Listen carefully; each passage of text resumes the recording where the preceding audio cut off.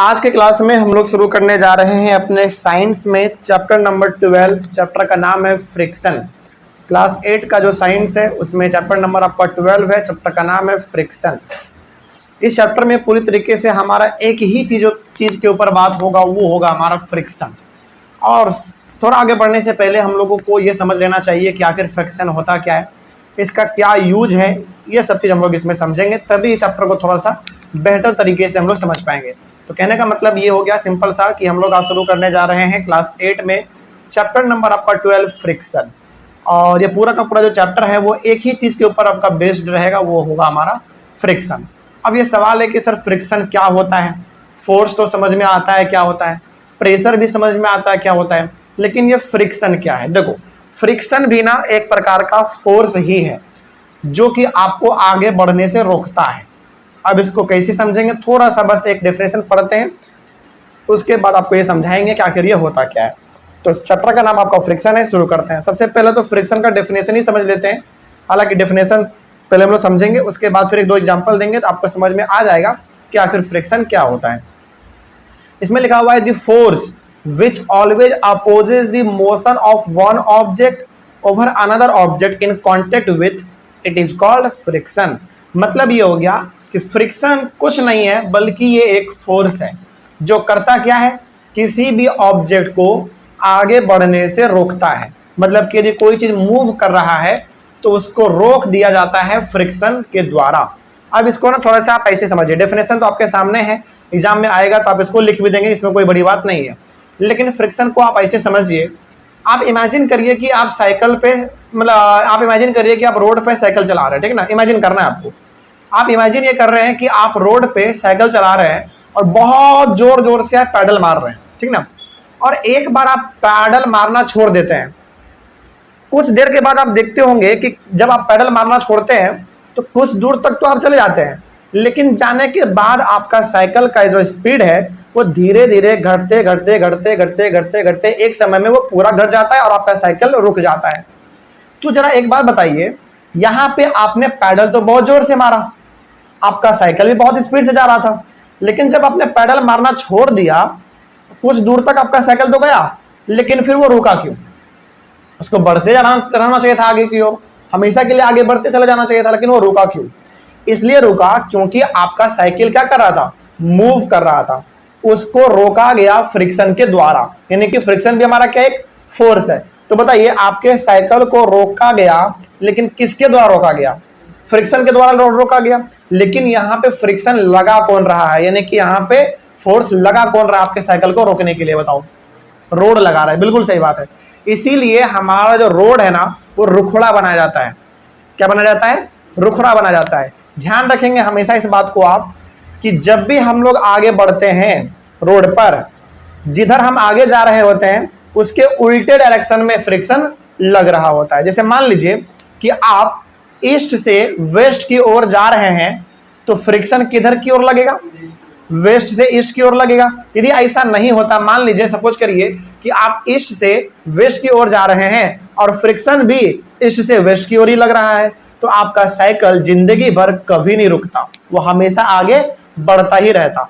लेकिन हमेशा फ्रिक्शन जो है वो अपोजिट डायरेक्शन में लगता है। मतलब ये हो गया कि यदि आप ईस्ट से वेस्ट जा रहे हैं तो फ्रिक्शन वेस्ट से ईस्ट लग रहा है, तभी आपके साइकिल के मूवमेंट को कम किया जा रहा है और वो रुक जा रहा है, ठीक है ना। आप ये चीज किसी भी चीज के साथ ले सकते हैं। आप फोर व्हीलर चलाओ, फोर व्हीलर को आप रोड पे चलाओ और अचानक अपने गाड़ी को बंद कर दो, आप ये देखिएगा कि कुछ दूर तक तो आपका गाड़ी जाएगा, लेकिन फिर वो रुक जाता है। इसका सिंपल सा मतलब है कि आपके गाड़ी का जो चक्का था, जो व्हील है, उसके ऊपर रोड एक फोर्स लगा रहा है जिसका नाम है फ्रिक्शन। और फ्रिक्शन हमेशा अपोजिट डायरेक्शन में लगता है, ठीक है ना। ये हो गया हमारा फ्रिक्शन। कोई दिक्कत इसमें। चलिए, अब आप एक ऐसा चीज इमेजिन करिए, जैसे मान लीजिए कई बार शायद आपने गौर भी किया होगा, जो बर्फीला जगह होता है ना वहां पे पैर आपका बहुत ज्यादा फिसलता है। वहां पे यदि आप ऐसे समझिए, आप बर्फीले वाले जगह पे जाइए और वहां पे आप स्केटिंग करिए। वो जो पैर में चक्का लगाने वाला होता है ना, स्केटिंग शू, उसको लगा के आप स्केटिंग करिए। आप क्या एक बार यदि चलना चालू करेंगे तो क्या आप जल्दी रुक पाओगे, नहीं रुक पाओगे। क्यों नहीं, क्योंकि बर्फ होता है थोड़ा सा चिकना, और चिकने जगह में फ्रिक्शन बहुत कम लगता है। आप इसको ऐसे समझिए, आप हाँ इसको बड़ा ही आप अच्छे तरीके से समझ सकते हैं। आप ना एक पेपर लीजिए और एक पेंसिल लीजिए, उस पे आप पेंसिल से पेपर पे लिखिए, कुछ भी चीज लिखिए, आप आराम से लिख लेंगे। लेकिन अब क्या कीजिए, आप उस पेपर के ऊपर थोड़ा सा सरसों का तेल गिरा दीजिए। अब लिखिए उस पे, आप क्या लिखाता है, नहीं लिखाता, आपका पेंसिल पूरा का पूरा फिसल जाता है। इसका मतलब हुआ कि उस पेपर के ऊपर जो फ्रिक्शन था उसको क्या कर दिया गया, ऑयल के द्वारा खत्म कर दिया गया, घटा दिया गया। तो यहां से आप ये नया चीज ये भी सीख गए, हालांकि आगे हम लोगों को पढ़ना भी ये चीज कि फ्रिक्शन को यदि खत्म करना है तो आप उसके ऊपर क्या कर दो, सरसों का तेल लगा दो, या फिर उसके ऊपर लुब्रिकेंट लगा दो। लुब्रिकेंट मतलब ग्रीस होता है, जो कि हम लोग अपने साइकिल में भी लगाते हैं, अच्छी तरीके से स्मूथ चक्का चले हमारा इसके लिए। तो ये चीज होता है फ्रिक्शन को कम करने का तरीका।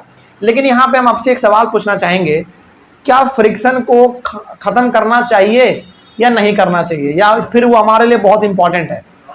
बहुत इंपॉर्टेंट है। जैसे यदि मान लीजिए कि हमारे रोड पर यदि फ्रिक्शन ना रहे, अच्छा कभी आपने गौर किया है कि हमारे सड़क जो होते हैं वो पूरा चिकना नहीं होता है, वो खुरदरा टाइप का होता है, रुखड़ा रुखड़ा कहीं कहीं पर होता है वो। ऐसा क्यों? ऐसा इसलिए, हाँ ऐसा इसलिए क्योंकि यदि आप बहुत स्पीड में भी यदि ब्रेक लगाए तो रुखड़ापन होने की वजह से आपके टायर पे ज्यादा फ्रिक्शन लगे और आपके गाड़ी को रोक दिया जाए। लेकिन इमेजिन करिए कि यदि आपका रोड पूरी तरीके से एकदम रोड के ऊपर ना टाइल्स बिछा दिया जाए। इमेजिन करिए कि रोड के ऊपर टाइल्स बिछा दिया जाए और उस पर बारिश हो जाए, क्या लगता है आपको कि आप ब्रेक लगाओगे, आपका गाड़ी रुक जाएगा? बिल्कुल नहीं रुकने वाला है, क्योंकि टाइल्स में फ्रिक्शन बहुत ही कम होता है और हमारे लिए इंपॉर्टेंट फ्रिक्शन बहुत ज्यादा इंपॉर्टेंट है। यदि फ्रिक्शन नहीं होगा ना हमारे रोड पे तो हर मिनट गाड़ी का एक्सीडेंट होता रहेगा। तो यहाँ पे आपको एक बात ध्यान रखना है, हालांकि इसके बारे में हम लोग अभी और डिटेल आगे डिस्कस करेंगे। पहला बात ये ध्यान रखना है कि फ्रिक्शन हमारा क्या एक फोर्स है, और ये फ्रिक्शन तभी लगता है जब एक चीज दूसरे चीज के कांटेक्ट में आए। बिना कांटेक्ट में आए क्या फ्रिक्शन लग सकता है? नहीं लग सकता है, कोई दिक्कत इसमें। और एक चीज इसमें और आपको ध्यान रखना है कि फ्रिक्शन हमेशा अपोजिट डायरेक्शन में लगेगा, यानी कि यदि आप ईस्ट से वेस्ट जा रहे हैं तो फ्रिक्शन हमारा वेस्ट से ईस्ट लगेगा, यानी कि अपोजिट डायरेक्शन में लगेगा, तभी आपके गाड़ी को रोक दिया जाएगा, नहीं तो ऐसा कभी नहीं हो पाएगा। ठीक है ना? तो ये चीज था हमारा फ्रिक्शन। आगे बढ़ते हैं। तो फ्रिक्शन में दो ही बात ध्यान रखना है, पहला ये फोर्स है, दूसरा अपोजिट डायरेक्शन में ये हमारा लगता है, और फ्रिक्शन हमारे लिए बहुत ज्यादा इंपॉर्टेंट है। अच्छा, जैसे जाड़े के समय में आपको ठंडा लगता है तो आप अपने हाथ, दोनों हाथ को ऐसे करते हो और रगड़ते हो बहुत जोर से, इस तरीके से रगड़ के अपने गाल में से सटाते हो ताकि आपको गर्माहट महसूस हो। ऐसा क्यों बताए? तो ऐसा आखिर हमारे हाथ में क्या है कि हमने उसको रगड़ा और हमारा हाथ गर्म हो गया? ऐसा क्या है इसमें? रुखड़ा है, बिल्कुल सही। आप अपने हाथ में ना लकीर देखो, बहुत सारे लकीर आपको दिखेंगे। बहुत सारे लोग क्या बोलते हैं, इस लकीर से भविष्य दिखा जाता है। बिल्कुल महा बकवास बात है ये, बिल्कुल बकवास बात है। हमारे नेचर के द्वारा हमारे हाथों में इतने सारे लकीर इसलिए दिए गए हैं ताकि इसमें फ्रिक्शन प्रोड्यूस हो सके। जैसे आप किसी रस्सी को पकड़ते हो और उसको आप आराम से पकड़ के अपनी ओर खींच लेते हो, क्यों? फिसलता क्यों नहीं आपके हाथ से? क्योंकि हमारा हाथ रुक रहा है, फ्रिक्शन है, इसमें ग्रिप बना हुआ है। आप रस्सी को पकड़ते हो, आराम से आप खींच लेते हो। लेकिन इमेजिन करो कुछ देर के लिए कि आपका हाथ पूरा का पूरा प्लेन होता, पूरा का पूरा प्लेन होता, क्या आपके हाथ से रस्सी फिसलता कि नहीं फिसलता? बिल्कुल फिसलता। तो बहुत सारे लोग बोलते हैं कि लकीर इसलिए है क्योंकि ये किस्मत बताता है, भविष्य बताता है। नहीं, ये गलत बात है। सही बात यह है कि लकीर जितना ज्यादा आपके हाथ में होगा उतना ज्यादा किसी भी चीज को आप अच्छी तरीके से होल्ड कर पाओगे। ठीक है ना?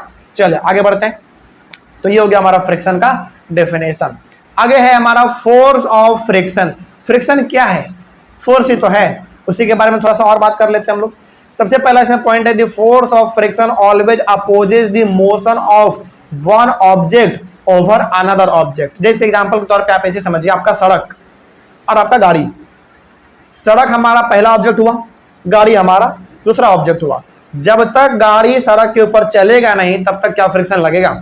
बिल्कुल नहीं लगेगा। तो जब गाड़ी सड़क पर चलना चालू करता है वैसे ही उसमें फ्रिक्शन भी लगना चालू हो जाता है। ठीक ना?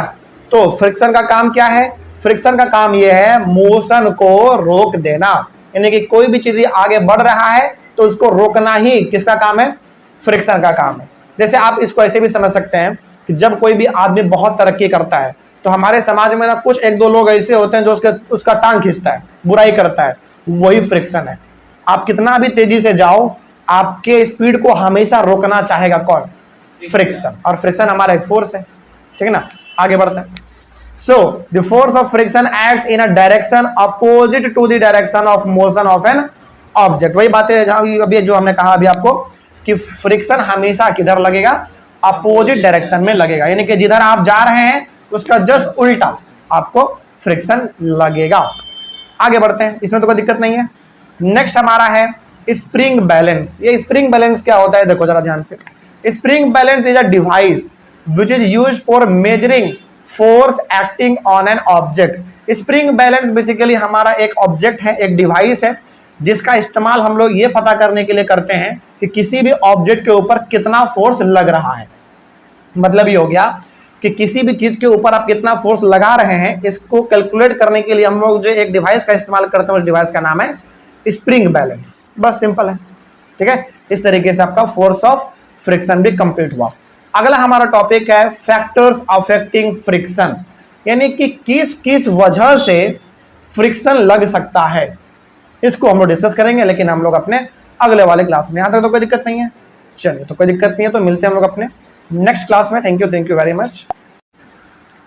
नेक्स्ट टॉपिक हम लोग डिस्कस करेंगे इस चैप्टर के अंदर, फैक्टर्स अफेक्टिंग फ्रिक्शन। इसमें बेसिकली हम लोग ये बात करेंगे कि आखिर ऐसे क्या क्या कारण है जिसके वजह से हमारा फ्रिक्शन प्रोड्यूस होता है। और फ्रिक्शन को लेकर हमने आपको पिछले वाले क्लास में दो इंपॉर्टेंट बात बोला था, जो कि आपको हमेशा ध्यान रखना है। पहला ये कि फ्रिक्शन भी हमारा एक प्रकार का फोर्स है।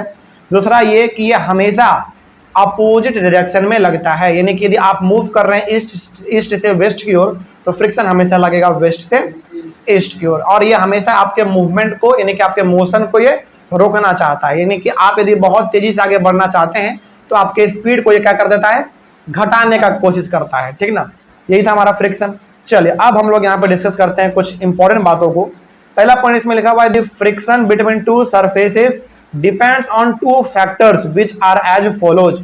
यानी कि एक चीज दूसरे के ऊपर चल रहा है, जैसे हमारा गाड़ी रोड के ऊपर चल रहा है, तो गाड़ी के ऊपर कितना फ्रिक्शन लगेगा रोड के द्वारा, ये दो बातों पे डिपेंड करेगा। मतलब क्या हुआ इसका? मतलब ये हुआ कि मान लीजिए कि आप अपने गाड़ी को लेकर रोड पे निकले, तो रोड क्या करेगा? आपके गाड़ी के चक्के पर क्या करेगा? फ्रिक्शन लगाएगा। तो रोड आपके गाड़ी के चक्के पर फ्रिक्शन कितना लगाएगा, ये दो बातों पर डिपेंड करेगा। पहला बात ये रहेगा कि the nature of the two surfaces, दोनों का सरफेस कैसा है। जैसे आपके टायर का सरफेस कैसा है, यानी कि टायर का स्ट्रक्चर कैसा है, पहला वो। दूसरा, रोड कैसा है, रोड क्या पूरा स्मूथ है या रोड थोड़ा सा रफ है। तो पहला चीज क्या डिपेंड करेगा किस पे? सरफेस पर, कि सरफेस दोनों का कैसा है। तो nature of the to surface का मतलब हो गया स्मूथनेस और roughness of the to surface. मतलब कि आपके टायर का सरफेस और आपके रोड का सरफेस कैसा है, इस पे हमारा डिपेंड करेगा फ्रिक्शन, ठीक है ना। आगे दूसरा क्या है? The force with which two surfaces are pressed together. दूसरा इस पे डिपेंड करेगा कि दोनों का दोनों जो एक दूसरे के ऊपर चल रहा है वो कितना भारी भरकम सामान है। जैसे आप कभी भी ट्रक को रोड पे लेके चलिए, वो बड़ा जल्दी रुक जाता है। क्यों बड़ा जल्दी रुकता है? क्योंकि वो बहुत भारी गाड़ी है। वहीं आप एक साइकिल को लेकर रोड पे चलो, बहुत दूर के बाद जाके आपका साइकिल रुकेगा। आप पैडल मारना बंद कर दोगे ना, तो बहुत दूर के बाद जाके आपका साइकिल रुकता है। क्यों इतना दूर क्यों गया आपका साइकिल? क्योंकि आपका साइकिल बहुत हल्का है। तो दूसरा किस पे डिपेंड करेगा? फ्रिक्शन फोर्स के ऊपर, यानी कि आपका ऑब्जेक्ट कितना भारी भरकम है। बस इन्हीं दो चीजों के ऊपर आपका फ्रिक्शन डिपेंड करता है। अब इन दोनों को थोड़ा सा हम लोग डिटेल में पढ़ लेते हैं, है ना। ये तो हमने केवल डिस्कस किया कि किसके ऊपर डिपेंड करेगा, लेकिन अब थोड़ा सा इन दोनों के बारे में डिटेल में जानकारी ले लेते हैं। तो पहला हमारा जैसा था कि the nature of the two surfaces, यानी कि स्मूथनेस और roughness of the two surfaces. तो पहला बात ये कि फ्रिक्शन डिपेंड करेगा किस पे? सरफेस पर, कि सरफेस कैसा है दोनों का, रफ है स्मूथ है कैसा है। यदि रफ है तो कितना फ्रिक्शन लगेगा, यदि स्मूथ है तो कितना फ्रिक्शन लगेगा, इसी के बारे में बात करेंगे। चलिए, तो यहाँ पे दो सरफेस का मतलब क्या हुआ? ऐसे आप समझ लो कि एक आपका रोड का सरफेस, दूसरा आपका गाड़ी का सरफेस, सिंपल। चलिए, तो पहला पॉइंट इसमें लिखा हुआ है कि when the two surfaces in contact are smooth then the friction between them will be small because the interlocking of a smooth surface is less। मान लीजिए, इमेजिन करिए कि आप ऐसे रोड पे जा रहे हैं जो कि रोड पूरी तरीके से स्मूथ है, मतलब कि रोड वो रफ नहीं है, रोड स्मूथ है, बहुत चिकना रोड है, और जिस गाड़ी से आप जा रहे हैं ना, उस गाड़ी का जो टायर है वो भी बहुत स्मूथ। अच्छा, कभी आपने गौर किया है, टायर जो होता है ना गाड़ी का, किसी भी गाड़ी का टायर, वो बड़ा रफ होता है, बीच बीच में खाली खाली जगह होता है, बीच बीच में कहीं कहीं पर थोड़ा सा रुखरा टाइप का होता है, रफ होता है। ये क्यों होता है? इसलिए होता है क्योंकि रोड का और टायर का दोनों का कनेक्शन आपस में बन सके। यदि दोनों चिकना होगा ना, तो आप यकीन मानिए आप गाड़ी में ब्रेक लगाते रह जाओगे लेकिन ब्रेक लगेगा नहीं। इसीलिए कभी आप गौर करते हैं होंगे कि जब किसी भी गाड़ी का टायर पूरी तरीके से खिया जाता है, चेंज करवाना पड़ता है, क्योंकि ब्रेक लगाते तो आप हैं लेकिन लगता नहीं है। ये चीज आपका टू व्हीलर के साथ भी होता है, फोर व्हीलर, जो भी बड़े बड़े गाड़ी हैं या भी छोटे मोटे गाड़ी हैं, सबके साथ होता है। आपने कभी इस चीज को गौर जरूर किया होगा कि साइकिल का टायर जब खिया जाता है पूरी तरीके से, तो वो पूरा चिकना हो जाता है, और चिकना होने के बाद उसमें जल्दी ब्रेक लगता नहीं है और जाके एक्सीडेंट हो जाता है। इसीलिए यदि आपका दोनों का सरफेस, पहला कंडीशन क्या है कि यदि दोनों का सरफेस यदि स्मूथ है तो फ्रिक्शन ज्यादा लगेगा या कम लगेगा? कम लगेगा, क्योंकि दोनों का दोनों सरफेस आपस में कनेक्ट ही नहीं हो पा रहा है, इंटरलॉक ही नहीं हो पा रहा है। इंटरलॉक का मतलब हो गया कि दोनों एक दूसरे से पूरी तरीके से कनेक्ट हो जाना, बंध जाना। क्या वो हो पाएगा? नहीं हो पाएगा, क्योंकि दोनों स्मूथ है भाई, दोनों स्मूथ है तो दोनों कैसे हो पाएगा? लेकिन कनेक्ट कब होगा, फ्रिक्शन ज्यादा कब लगेगा? जब दोनों का दोनों सरफेस कैसा होगा? रफ होगा, खुरदरा होगा। ये इसके साथ जाके पूरी तरीके से कनेक्ट हो जाएगा, पहला वाला दूसरे के साथ कनेक्ट हो जाएगा। तो पहला वही लिखा हुआ था कि यदि दोनों सरफेस स्मूथ है तो फ्रिक्शन क्या लगेगा दोनों के बीच में? बहुत कम लगेगा, बहुत कम लगता है। But when the two surfaces are surfaces in contact are very rough, then the friction between them will be very large because the interlocking of very rough surface is too much। यानी कि यदि दोनों surface हमारे rough हैं तो दोनों का दोनों आपस में इंटरलॉक हो जाएगा, यानी कि दोनों आपस में बंध जाएंगे और फ्रिक्शन बहुत ज्यादा लगेगा। इसीलिए आप समय समय पर यह भी देखते रहते होंगे। अच्छा, क्या लगता है आपको कि समय के साथ केवल आपके गाड़ी का जो टायर होता है, क्या उसका ही रफनेस खत्म होता है? नहीं, सड़क का भी रफनेस खत्म होता है। कई बार आपने गौर किया होगा कि सड़क भी, गाड़ी चलते चलते चलते चलते सड़क भी पूरी तरीके से स्मूथ हो जाता है, और बरसात के समय में उसके ऊपर ब्रेक जल्दी लगता नहीं है। इसीलिए आपने ये भी गौर किया होगा कि समय समय पर सरकार उस रोड के ऊपर सीमेंट, बालू, गिट्टी देकर रोड को थोड़ा ही पतला लेकिन मॉडिफाई करते रहते हैं, यानी कि उसके ऊपर एक लेयर हर साल चढ़ाते रहते हैं और उसके ऊपर जानबूझ के छोटे छोटे गिट्टी, पत्थर, ये सब डालते रहते हैं अलकतरा के साथ, ताकि वो कनेक्ट हो जाए। ऐसा क्यों करते हैं? क्योंकि गाड़ी का टायर और रोड के बीच में कनेक्शन अच्छा बना रहे, तभी ब्रेक मारा जाएगा तो रुक जाएगा। तो पहला बात आपने इसमें सीखा कि यदि दोनों का सरफेस स्मूथ है तो फ्रिक्शन बहुत कम होगा, लेकिन यदि दोनों का सरफेस रफ है तो फ्रिक्शन बहुत अच्छा लगेगा। और हमारे लिए अच्छा कौन है, स्मूथ या रफ? रफ हमारे लिए बहुत इंपॉर्टेंट है, क्योंकि यदि सरफेस रफ होगा तो ब्रेक जल्दी लगेगा और हमारे एक्सीडेंट होने से हम लोग बच जाएंगे, ठीक ना। चलिए, ये हो गया हमारा पहला वाला कंप्लीट। अच्छा, इसमें एक पॉइंट और है। So we can say that friction depends on the smoothness और roughness of the two surfaces. क्या इन दोनों पॉइंट को हम कह सकते हैं कि रफनेस और स्मूथनेस बहुत ज्यादा इंपॉर्टेंट है, बहुत ज्यादा मैटर करता है फ्रिक्शन को डिसाइड करने में? बिल्कुल कह सकते हैं भाई। यदि हमारा स्मूथ सरफेस होगा तो फ्रिक्शन कम लगेगा और एक्सीडेंट होने का संभावना ज्यादा रहेगा, लेकिन यदि दोनों का सरफेस रफ रहेगा तो वैसी बात है, फ्रिक्शन ज्यादा लगेगा और एक्सीडेंट होने का संभावना बहुत कम रहेगा, ना के बराबर, ठीक ना। चलिए आगे बढ़ते हैं। ये हमारा पहला कंडीशन कंप्लीट हुआ। दूसरा क्या था, यदि आपको हम याद दिलाएं तो दूसरा था the force with which two surfaces are pressed together, यानी कि दोनों के बीच में फोर्स कितना लग रहा है, इसके ऊपर भी डिपेंड करता है। चलिए थोड़ा सा इसके बारे में भी बात कर लेते हैं। ये टॉपिक हमारा यहाँ पे है, फ्रिक्शन। अच्छा, टॉपिक का वही नाम है, सेम नाम है, the force with which two surfaces are pressed together. पहला इसमें पॉइंट है कि friction is caused by the interlocking of irregularities of the two surfaces when one object is placed over another object. मतलब ये हो गया कि फ्रिक्शन कब लगता है, ज्यादा तब लगता है हाँ जब दोनों सरफेस रफ हो, और रफ के जगह पे आप एक वर्ड और इस्तेमाल कर सकते हैं, इररेगुलरिटीज। इररेगुलरिटीज का मतलब ये होता है रफ सरफेस, सिंपल सी बात है। इसका मतलब ये हो गया कि जब दो ऑब्जेक्ट आपस में कनेक्टेड हैं, यानी कि जब एक ऑब्जेक्ट दूसरे के ऊपर चल रहा है, कहने का मतलब ये भी हुआ कि यदि आपका गाड़ी रोड पे चल रहा है और गाड़ी का टायर का सरफेस भी रफ है और रोड भी आपका रफ है, उबड़ा खाबड़ा कहीं कहीं पर है, तो ऑब्वियस ही बात है दोनों में फ्रिक्शन बहुत ज्यादा लगेगा और एक्सीडेंट होने का संभावना बहुत घट जाएगा, बहुत ज्यादा घट जाएगा। ठीक है, आगे। If the two surfaces of objects are pressed together harder by a greater force, then the friction will increase, because pressing together two surfaces of objects with a greater force will increase the interlocking in the two surfaces।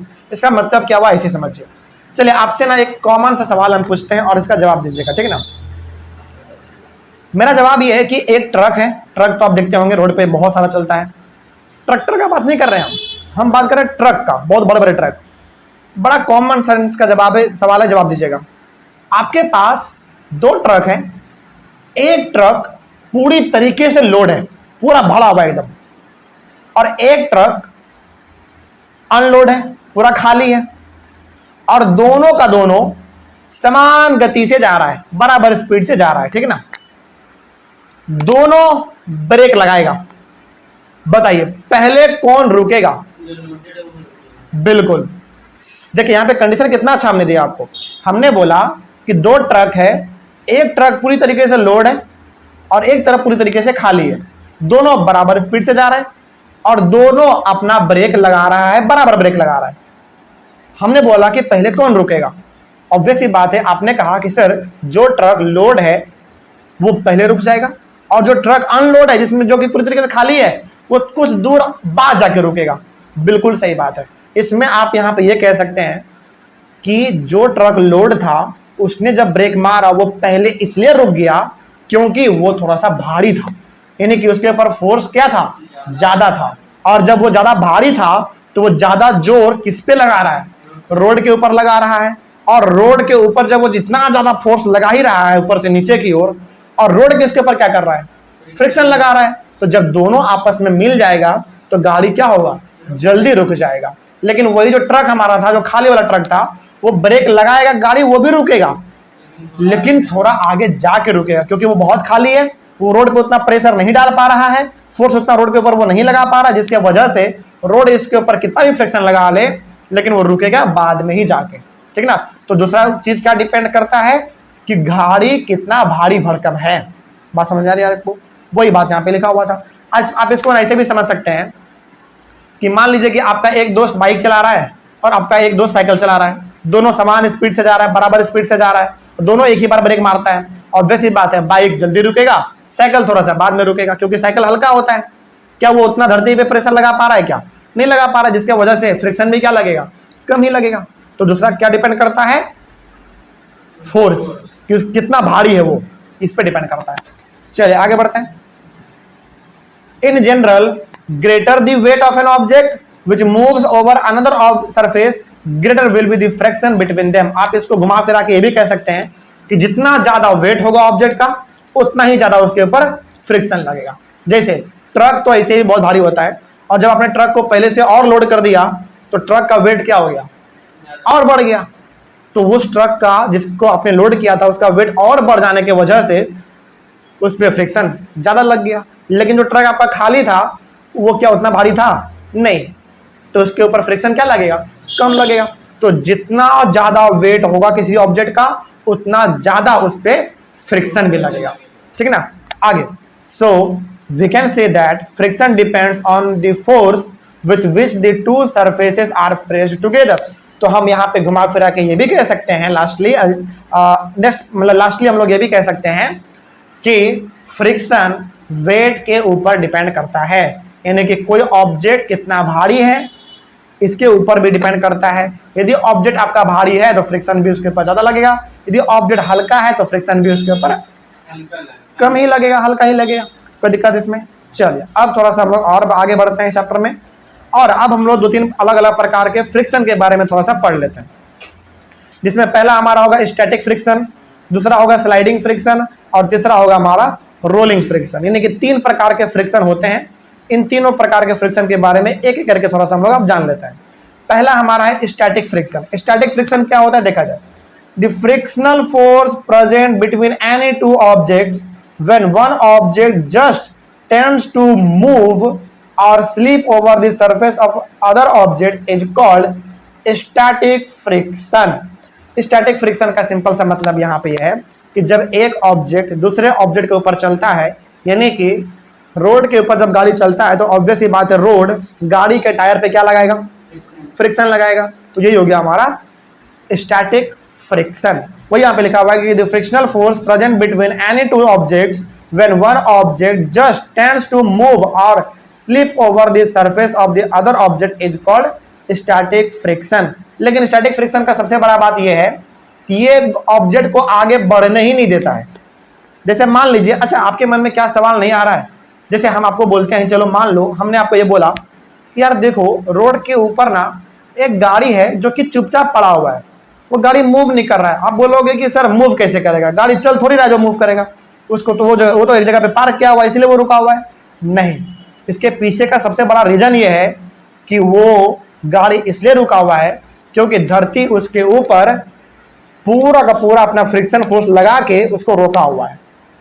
नहीं समझे बात को? ऐसे समझिए आप, कोई भी गाड़ी आपको रोड पे चलता हुआ क्यों दिखता है, जबकि फ्रिक्शन तो लगा ही रहा है धरती उसके ऊपर, फिर भी वो मूव क्यों कर रहा है? मतलब फिर से आप इसको ऐसे समझिए, अभी तुरंत हमने आपको बताया कि जब भी कोई गाड़ी रोड पे चलेगा तो रोड उस गाड़ी का टायर पे फ्रिक्शन लगाएगा, और फ्रिक्शन का काम ही होता है गाड़ी को रोक देना। तो जब फ्रिक्शन का काम है गाड़ी को रोक देना, तो गाड़ी फिर रुक क्यों नहीं रहा है, आगे क्यों बढ़ रहा है?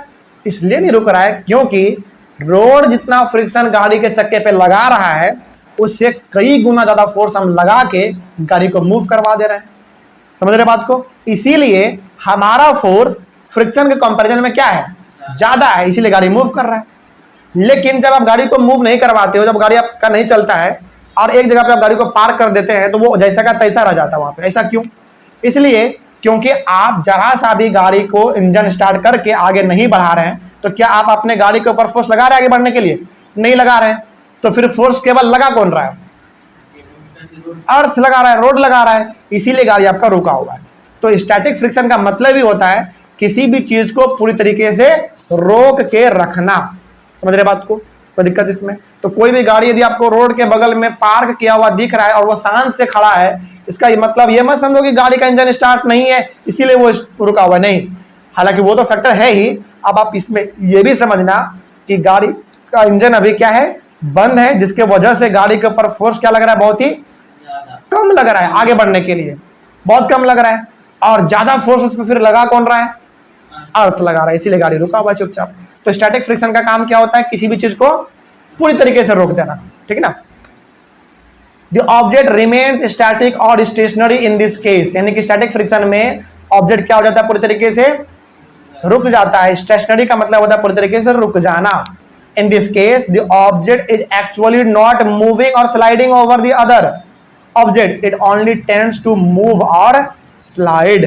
कहने का मतलब यहाँ पे हुआ कि इस स्टैटिक फ्रिक्शन में जरा सा भी आपका ऑब्जेक्ट मूव या फिर स्लाइड नहीं करता है। लेकिन यदि आपको मूव और स्लाइड करवाना है तो आपको क्या करना पड़ेगा? रोड उसके ऊपर जितना फ्रिक्शन लगा रहा है उससे ज्यादा आपको फोर्स लगा के, यानी कि इंजन स्टार्ट करके गियर एक्सीलरेटर देके आपको गाड़ी को आगे लेके जाना पड़ेगा, तब आपका गाड़ी मूव करेगा। तो स्टैटिक फ्रिक्शन का काम क्या हुआ? किसी भी चीज को कंप्लीटली रोक देना, स्टेशनरी कर देना। कोई दिक्कत इसमें? चलिए, तो स्टैटिक फ्रिक्शन का काम क्या हुआ, फिर से बताइए एक बार। किसी भी चीज को पूरी तरीके से रोक देना, यानी कि यदि फ्रिक्शन किसी भी चीज को पूरी तरीके से रोक दिया है तो समझ जाइए वहां पे क्या लग रहा है, आपका स्टैटिक फ्रिक्शन लग रहा है। अगला है आपका स्लाइडिंग फ्रिक्शन। नाम से मालूम चल रहा है स्लाइड करेगा, ऑब्वियस सी बात है।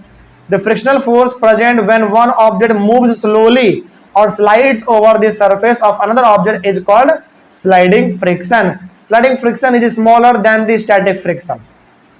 यानी कि मतलब यहाँ पे ये हुआ कि स्लाइडिंग फ्रिक्शन में आपका जो ऑब्जेक्ट है वो थोड़ा सा मूव करता हुआ आपको दिखता है, स्लाइड करता हुआ दिखता है। अच्छा, इसका ना सबसे अच्छा एग्जांपल आपका है पार्क के अंदर वो झूला जो बच्चे ऊपर चढ़ते हैं सीढ़ी से और ऊपर से बैठ के नीचे सर से नीचे चला आता है, वो स्लाइड ही तो है।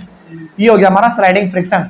तो बताइए, स्टैटिक फ्रिक्शन में तो आप जरा सा भी मूव नहीं कर पाते हैं, स्लाइडिंग फ्रिक्शन में तो आप स्लाइड कर लेते हैं। तो बताइए, स्लाइडिंग फ्रिक्शन में फ्रिक्शन ज्यादा है या कम है? कम फ्रिक्शन है। यहां में सबसे ज्यादा फ्रिक्शन किस में है? स्टैटिक फ्रिक्शन में। वो इतना ज्यादा है कि वो ऑब्जेक्ट को मूव ही नहीं करने देता है, उससे थोड़ा सा ये क्या है? कम है। कम है, इसी के वजह से हम क्या कर पा रहे हैं? स्लाइड कर पा रहे हैं। और सबसे ज्यादा जो फ्रिक्शन होता है वो होता है हमारा रोलिंग फ्रिक्शन में। अगला हमारा वही है, when one object rolls over the surface of another object, the resistance to its motion is called rolling friction।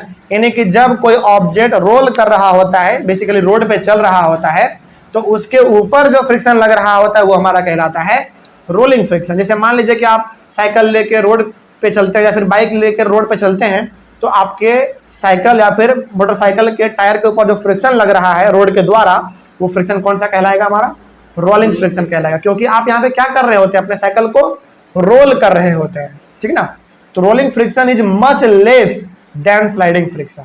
मतलब कि रोलिंग फ्रिक्शन में जो है ना फ्रिक्शन बहुत ही कम होता है, लेकिन हाँ इतना भी कम नहीं होता है कि आप हमेशा के लिए आगे ही बढ़ते चले जाएंगे, ऐसा नहीं होता है। इसमें भी आप एक समय के बाद रुक जाते हैं, लेकिन as compared to static friction और स्लाइडिंग फ्रिक्शन, इसमें फ्रिक्शन सबसे कम होता है।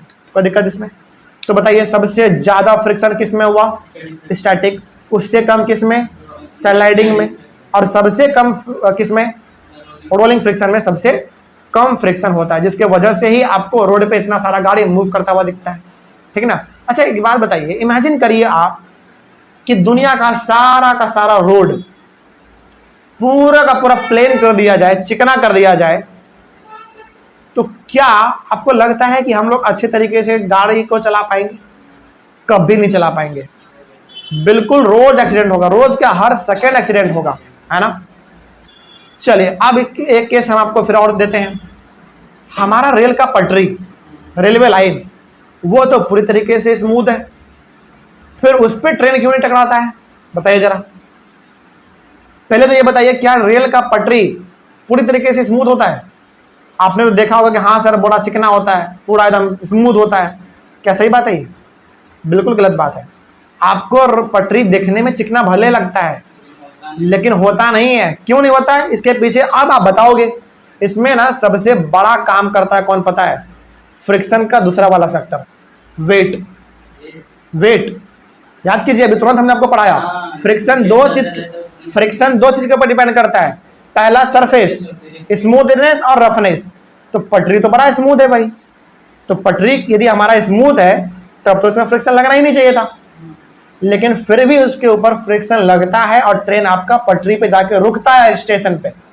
इसमें काम करता है हमारा फ्रिक्शन का दूसरा वाला फैक्टर, वेट। इमेजिन करो ना आप, ट्रेन का पटरी तो वाकई में बहुत स्मूथ है, उसमें तो फ्रिक्शन बहुत कम लगेगा, लेकिन किसके वजह से हमारा ट्रेन रुकता है? उसके वेट के वजह से। क्योंकि ट्रेन का वेट इतना ज्यादा होता है, इतना ज्यादा होता है कि वो एक बार ब्रेक लगाता है ना, तो कुछ दूर भले ही ट्रेन हमारा और आगे बढ़ जाता है ब्रेक लगाने के बावजूद, लेकिन एक समय पे आपका पूरा का पूरा ट्रेन रुक जाता है। तो यहाँ पे फ्रिक्शन कम, वेट ज्यादा काम करता है। समझ रहे बात को? कोई दिक्कत है इसमें? तो क्या आपके मन में सवाल नहीं आया था? ट्रेन वाला आना चाहिए था, बिल्कुल सवाल आना चाहिए था कि सर जब ट्रेन का पटरी इतना स्मूथ होता है तब तो वो ट्रेन रुकना नहीं चाहिए था, उसको आगे बढ़ जाना चाहिए था प्लेटफॉर्म से होते हुए। लेकिन यहाँ पे फ्रिक्शन कम, वेट ज्यादा काम करता है, ठीक ना। इस तरीके से हमारा ये टॉपिक भी कंप्लीट होता है। अगला टॉपिक जो हमारा है, जो कि हम लोग अपने अगले क्लास में डिस्कस करेंगे, वो होगा फ्रिक्शन और नेसेसरी एविल। कोई दिक्कत इसमें? तो इस टॉपिक को हम लोग अपने अगले वाले क्लास में करेंगे। तब तक के लिए thank you very much and have a nice day.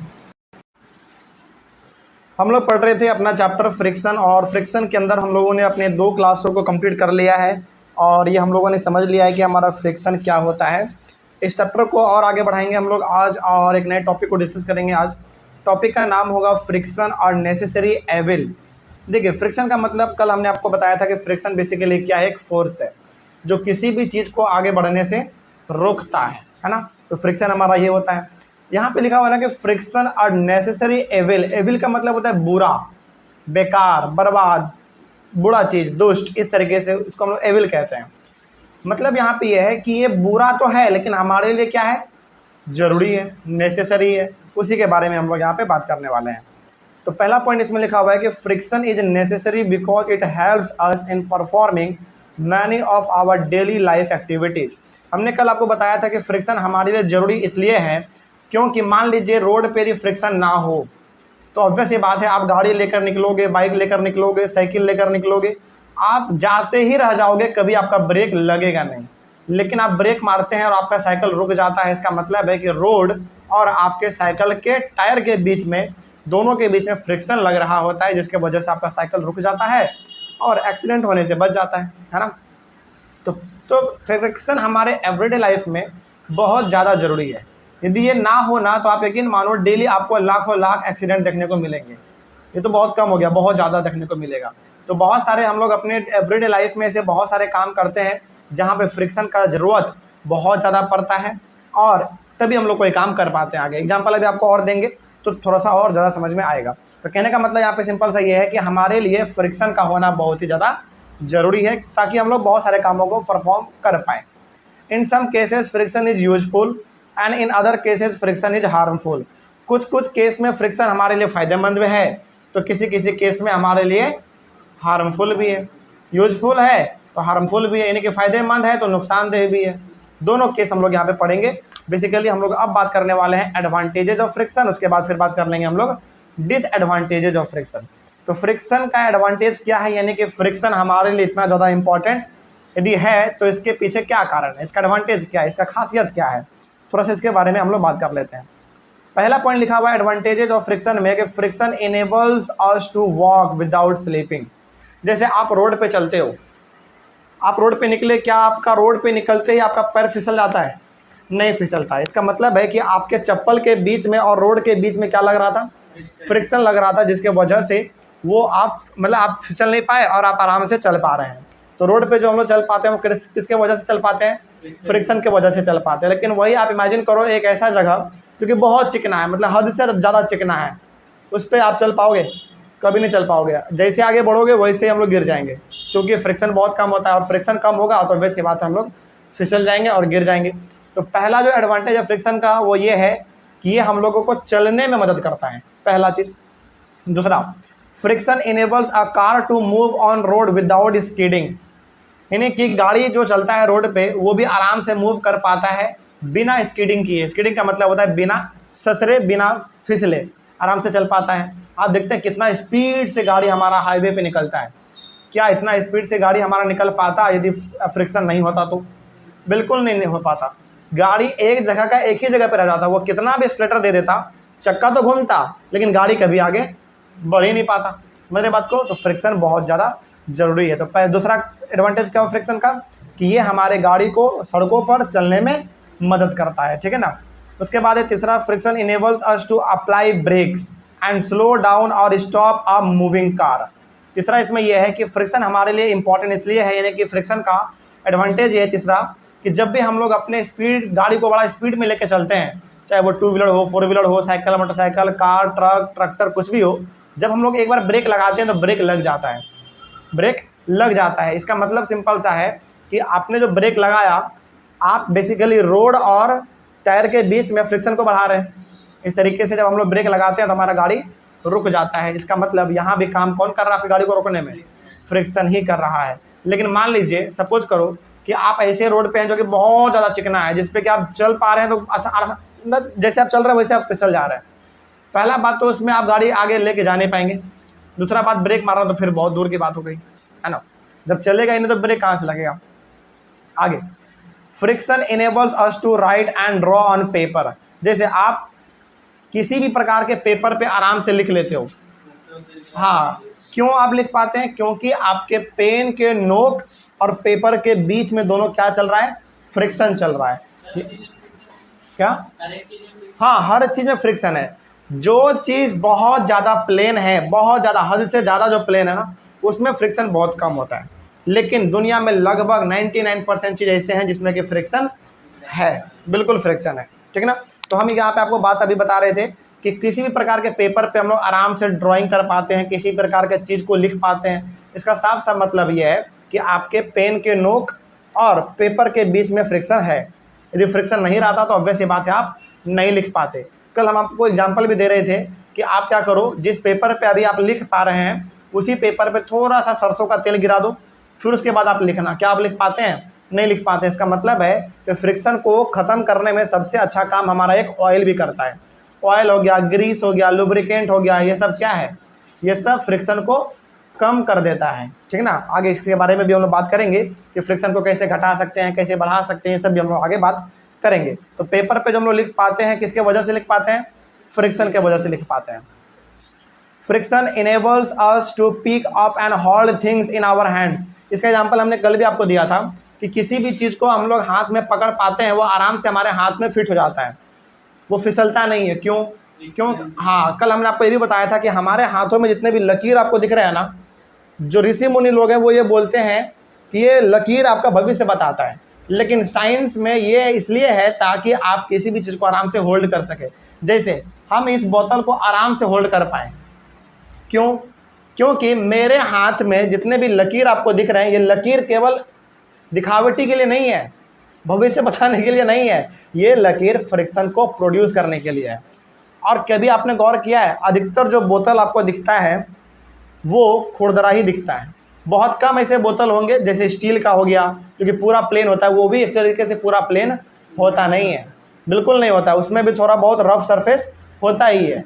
जैसे इस बोतल को आप देख पा रहे होंगे, कितना इसमें रफ सरफेस है ना। ये सब इसलिए दिया जाता है ताकि आपके हाथ और बोतल के बीच में फ्रिक्शन बना रहे, आप इसको होल्ड कर सकें, ठीक है ना। यहाँ तक आपका पेन, कभी आपने पेन को जब आप पेन से लिखते होंगे तो आप कभी गौर किए होंगे, अक्सर जहाँ पे आपका उंगली रहता है ना, वहाँ पे एक रबर रहता है, रबर टाइप।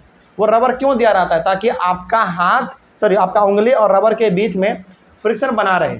क्या आपने आज तक कोई भी ऐसा पेन देखा है जिसमें कि पूरा का पूरा सरफेस आपका पूरा एकदम स्मूथ हो? मान लो यदि स्मूथ आपको दिख भी रहा है ना, तो चलिए में वो स्मूथ है नहीं, बिल्कुल नहीं है। मान लीजिए यदि वो स्मूथ है भी, तो क्या आपके उंगली का लकीर क्या स्मूथ है? बिल्कुल नहीं। उसको ध्यान से देखोगे तो बहुत आपके उंगली में भी फ्रिक्शन है, बहुत अलग अलग प्रकार का उसमें घेरा बना हुआ है ना। तो कहने का सिंपल सा मतलब ये है, हाँ, कहने का मतलब ये है कि हमारे हाथों में भी जो लकीर है वो क्या प्रोड्यूस करता है? फ्रिक्शन प्रोड्यूस करता है, जिसके वजह से हम लोग किसी भी चीज़ को आराम से होल्ड कर पाते हैं। रस्सी को हम लोग पकड़ के खींच पाते हैं, किसी भी जैसे पेन को हम लोग आराम से पकड़ के लिख पाते हैं। ये सब चीज़ फ्रिक्शन का ही देन है। आगे, friction enables us to light a matchstick. अच्छा, जब हम लोग माचिस जलाते हैं तब कभी आपने गौर किया है, माचिस को जिस सरफेस पे आप रगड़ते हो वो सरफेस पूरा रफ सरफेस होता है। इसलिए होता है ताकि उसके ऊपर हमारा माचिस का तिल्ली टकराएगा, फ्रिक्शन प्रोड्यूस होगा, तभी जाकर हमारा माचिस जल पाएगा। लेकिन मान लीजिए कि वो सरफेस जिसके ऊपर आप माचिस को जलाते हो वो सरफेस पूरा प्लेन होता, पूरा, क्या वो कभी भी आग को पकड़ पाता? नहीं पकड़ पाता, ठीक ना। तो फ्रिक्शन का सारा खेल है यहाँ पे। अगला, friction enables us to cut wood with a saw. Friction के वजह से ही हम लोग कुल्हाड़ी से लकड़ी को काट पाते हैं। यदि पूरा का पूरा हमारा लकड़ी प्लेन होता, यानी कि पूरा लकड़ी स्मूथ होता, कुल्हाड़ी भी हमारा पूरा स्मूथ होता, तो आप लकड़ी के ऊपर कुल्हाड़ी मारते रह जाते, छिटक जाता, इधर उधर भाग जाता, लेकिन कभी लकड़ी आपका कट नहीं पाता। समझ रहे बात को? यही चीज़ था इसमें। तो ये हो गया हमारा एडवांटेज किसका? फ्रिक्शन का, ठीक है ना। यानी कि फ्रिक्शन का जो खासियत है वो इतना सारा पॉइंट है। कम से कम यहाँ पे कितना है? 7 पॉइंट है। 7 में से कम आप 5 याद रख लेंगे एक जगह बस, ठीक है ना, बहुत हो जाएगा आपके लिए। आगे बात करते हैं। अब थोड़ा सा बात करते हैं डिसएडवांटेजेज ऑफ फ्रिक्शन। फ्रिक्शन का डिसएडवांटेज यानी कि बुराई क्या है, जरा देखा जाए क्या लिखा हुआ है। Friction wears away the soles of our shoes. बिल्कुल सही बात है। कभी आपने गौर किया होगा कि जब हम लोग चप्पल पहनते हैं या फिर जूता पहनते हैं, उसके नीचे का जो सोल होता है ना, वो पूरा का पूरा खिया जाता है। वो किसके वजह से खियाता है? फ्रिक्शन के वजह से खियाता है। यानी कि जब हम लोग रोड पे चलते हैं तो हमारा पैर लगातार टकराता है किससे? रोड से, और लगातार फ्रिक्शन प्रोड्यूस हो रहा है, जिसके वजह से एक समय के बाद आपके शूज या फिर चप्पल का जो नीचे का सोल है वो पूरा खिया जाता है, पूरा सरफेस पूरा उसका स्मूथ हो जाता है। समझ रहे बात को। और वही चप्पल पहन के जब हम लोग बाथरूम जाते हैं तो धड़ाम से गिर जाते हैं। क्यों? क्योंकि आपके चप्पल का जो नीचे फ्रिक्शन वाला एरिया था वो पूरी तरीके से खत्म हो चुका है। इसीलिए कहा जाता है कि जिस चप्पल का सोल नीचे का जो हिस्सा होता है वो यदि पूरा का पूरा खिया जाए तो उस चप्पल को पहनने से अवॉइड करिए। पहनिए भी तो कैसे सरफेस पे? रफ सरफेस पे, स्मूथ सरफेस पे नहीं, ठीक है। खास करके बाथरूम में तो बिल्कुल नहीं जाना चाहिए उस प्रकार के चप्पल को पहन के। आगे बढ़ते हैं। The tyres of vehicles wear out gradually due to friction. ये भी आपने गौर किया होगा कि जब लगातार 5 साल 7 साल, तो बहुत ज़्यादा हम बोल दिए, खैर, जब कोई भी गाड़ी, चाहे वो 2 व्हीलर हो, 4 व्हीलर हो या फिर कोई भी हो, जब लगातार वो गाड़ी रोडों पे चलता है ना, तो आप ये भी गौर किए होंगे कि टायर का भी ग्रिप पूरी तरीके से वो खत्म हो जाता है ना। मुश्किल से 3 साल 4 साल में तो यह आराम से एक बार हो ही जाता है, फिर उसको बदलना पड़ता है। क्योंकि भाई गाड़ी आप चला रहे हैं, रोड पर चला रहे हैं, मजाक थोड़ी है, उसको बदलना होता है। नहीं बदलेंगे तो ऑब्वियस सी बात है बारिश के समय में आपका चक्का बहुत ज़्यादा फिसलेगा और एक्सीडेंट आराम से हो जाएगा, ठीक ना। आगे ये सब क्या है? इसका बुराई है। फ्रिक्शन का क्या है? बुराई है। Friction wears out the rubbing machine parts. अच्छा, जब कोई भी मशीन लगातार चलते रहता है तो वो मशीन भी क्या हो जाता है? एक समय पे हीट हो जाता है, पूरा का पूरा गर्म हो जाता है। ऐसा क्यों? क्योंकि लगातार वो फ्रिक्शन प्रोड्यूस कर रहा होता है, जिसके वजह से आपस में टकराता रहता है बार बार, और उसके वजह से हमारा मशीन हीट हो जाता है। इसका ना सबसे अच्छा एग्जाम्पल है, यदि मैं आपको दूँ, आटा पीसने वाला चक्की। आटा पीसने वाला चक्की आपने कभी देखा होगा? आटा पीसने वाला चक्की को ना ज़्यादा नहीं, मुश्किल से आप 3-4 घंटा चलाओ, आप उसको टच करना, देखना वो पूरा हीट हो जाता है। बिल्कुल, क्योंकि अंदर में 2 चक्की होता है जो दोनों आपस में रगड़ते रहता है। गेहूँ आटा जो भी आप दे रहे हैं उसमें रगड़ते रहता है, बार बार फ्रिक्शन उसमें क्या हो रहा है? प्रोड्यूस हो रहा है, जिसके वजह से वो मशीन आपका पूरी तरीके से हीट हो जाता है, ठीक है ना। आगे, और जब एक बार हीट हो गया और ज़्यादा हीट हो गया तो कई बार तो उसमें आग पकड़ लेता है ना, कई बार ब्लास्ट हो जाता है मशीन। चक्की वाला नहीं, जो हाई एडवांस वाले मशीन होते हैं उस समय कई एक बार तो आग भी पकड़ लेता है, ठीक है। आगे, friction wears out the brake pads of vehicles gradually. Brake pad का मतलब समझते हैं क्या होता है? हर गाड़ी में ना एक ब्रेक का पैड होता है, ब्रेक जहाँ पे लगता है ना उसी को हम लोग कहते हैं ब्रेक पैड। और लगातार जब आप किसी टायर पे ब्रेक लगाओगे तो ऑब्वियस ही बात है वो भी खिया जाता है। इसीलिए समय समय पर हम लोगों को, हाँ, इसीलिए समय समय पर आप ब्रेक लगाते हो तो ब्रेक जल्दी लगता नहीं है।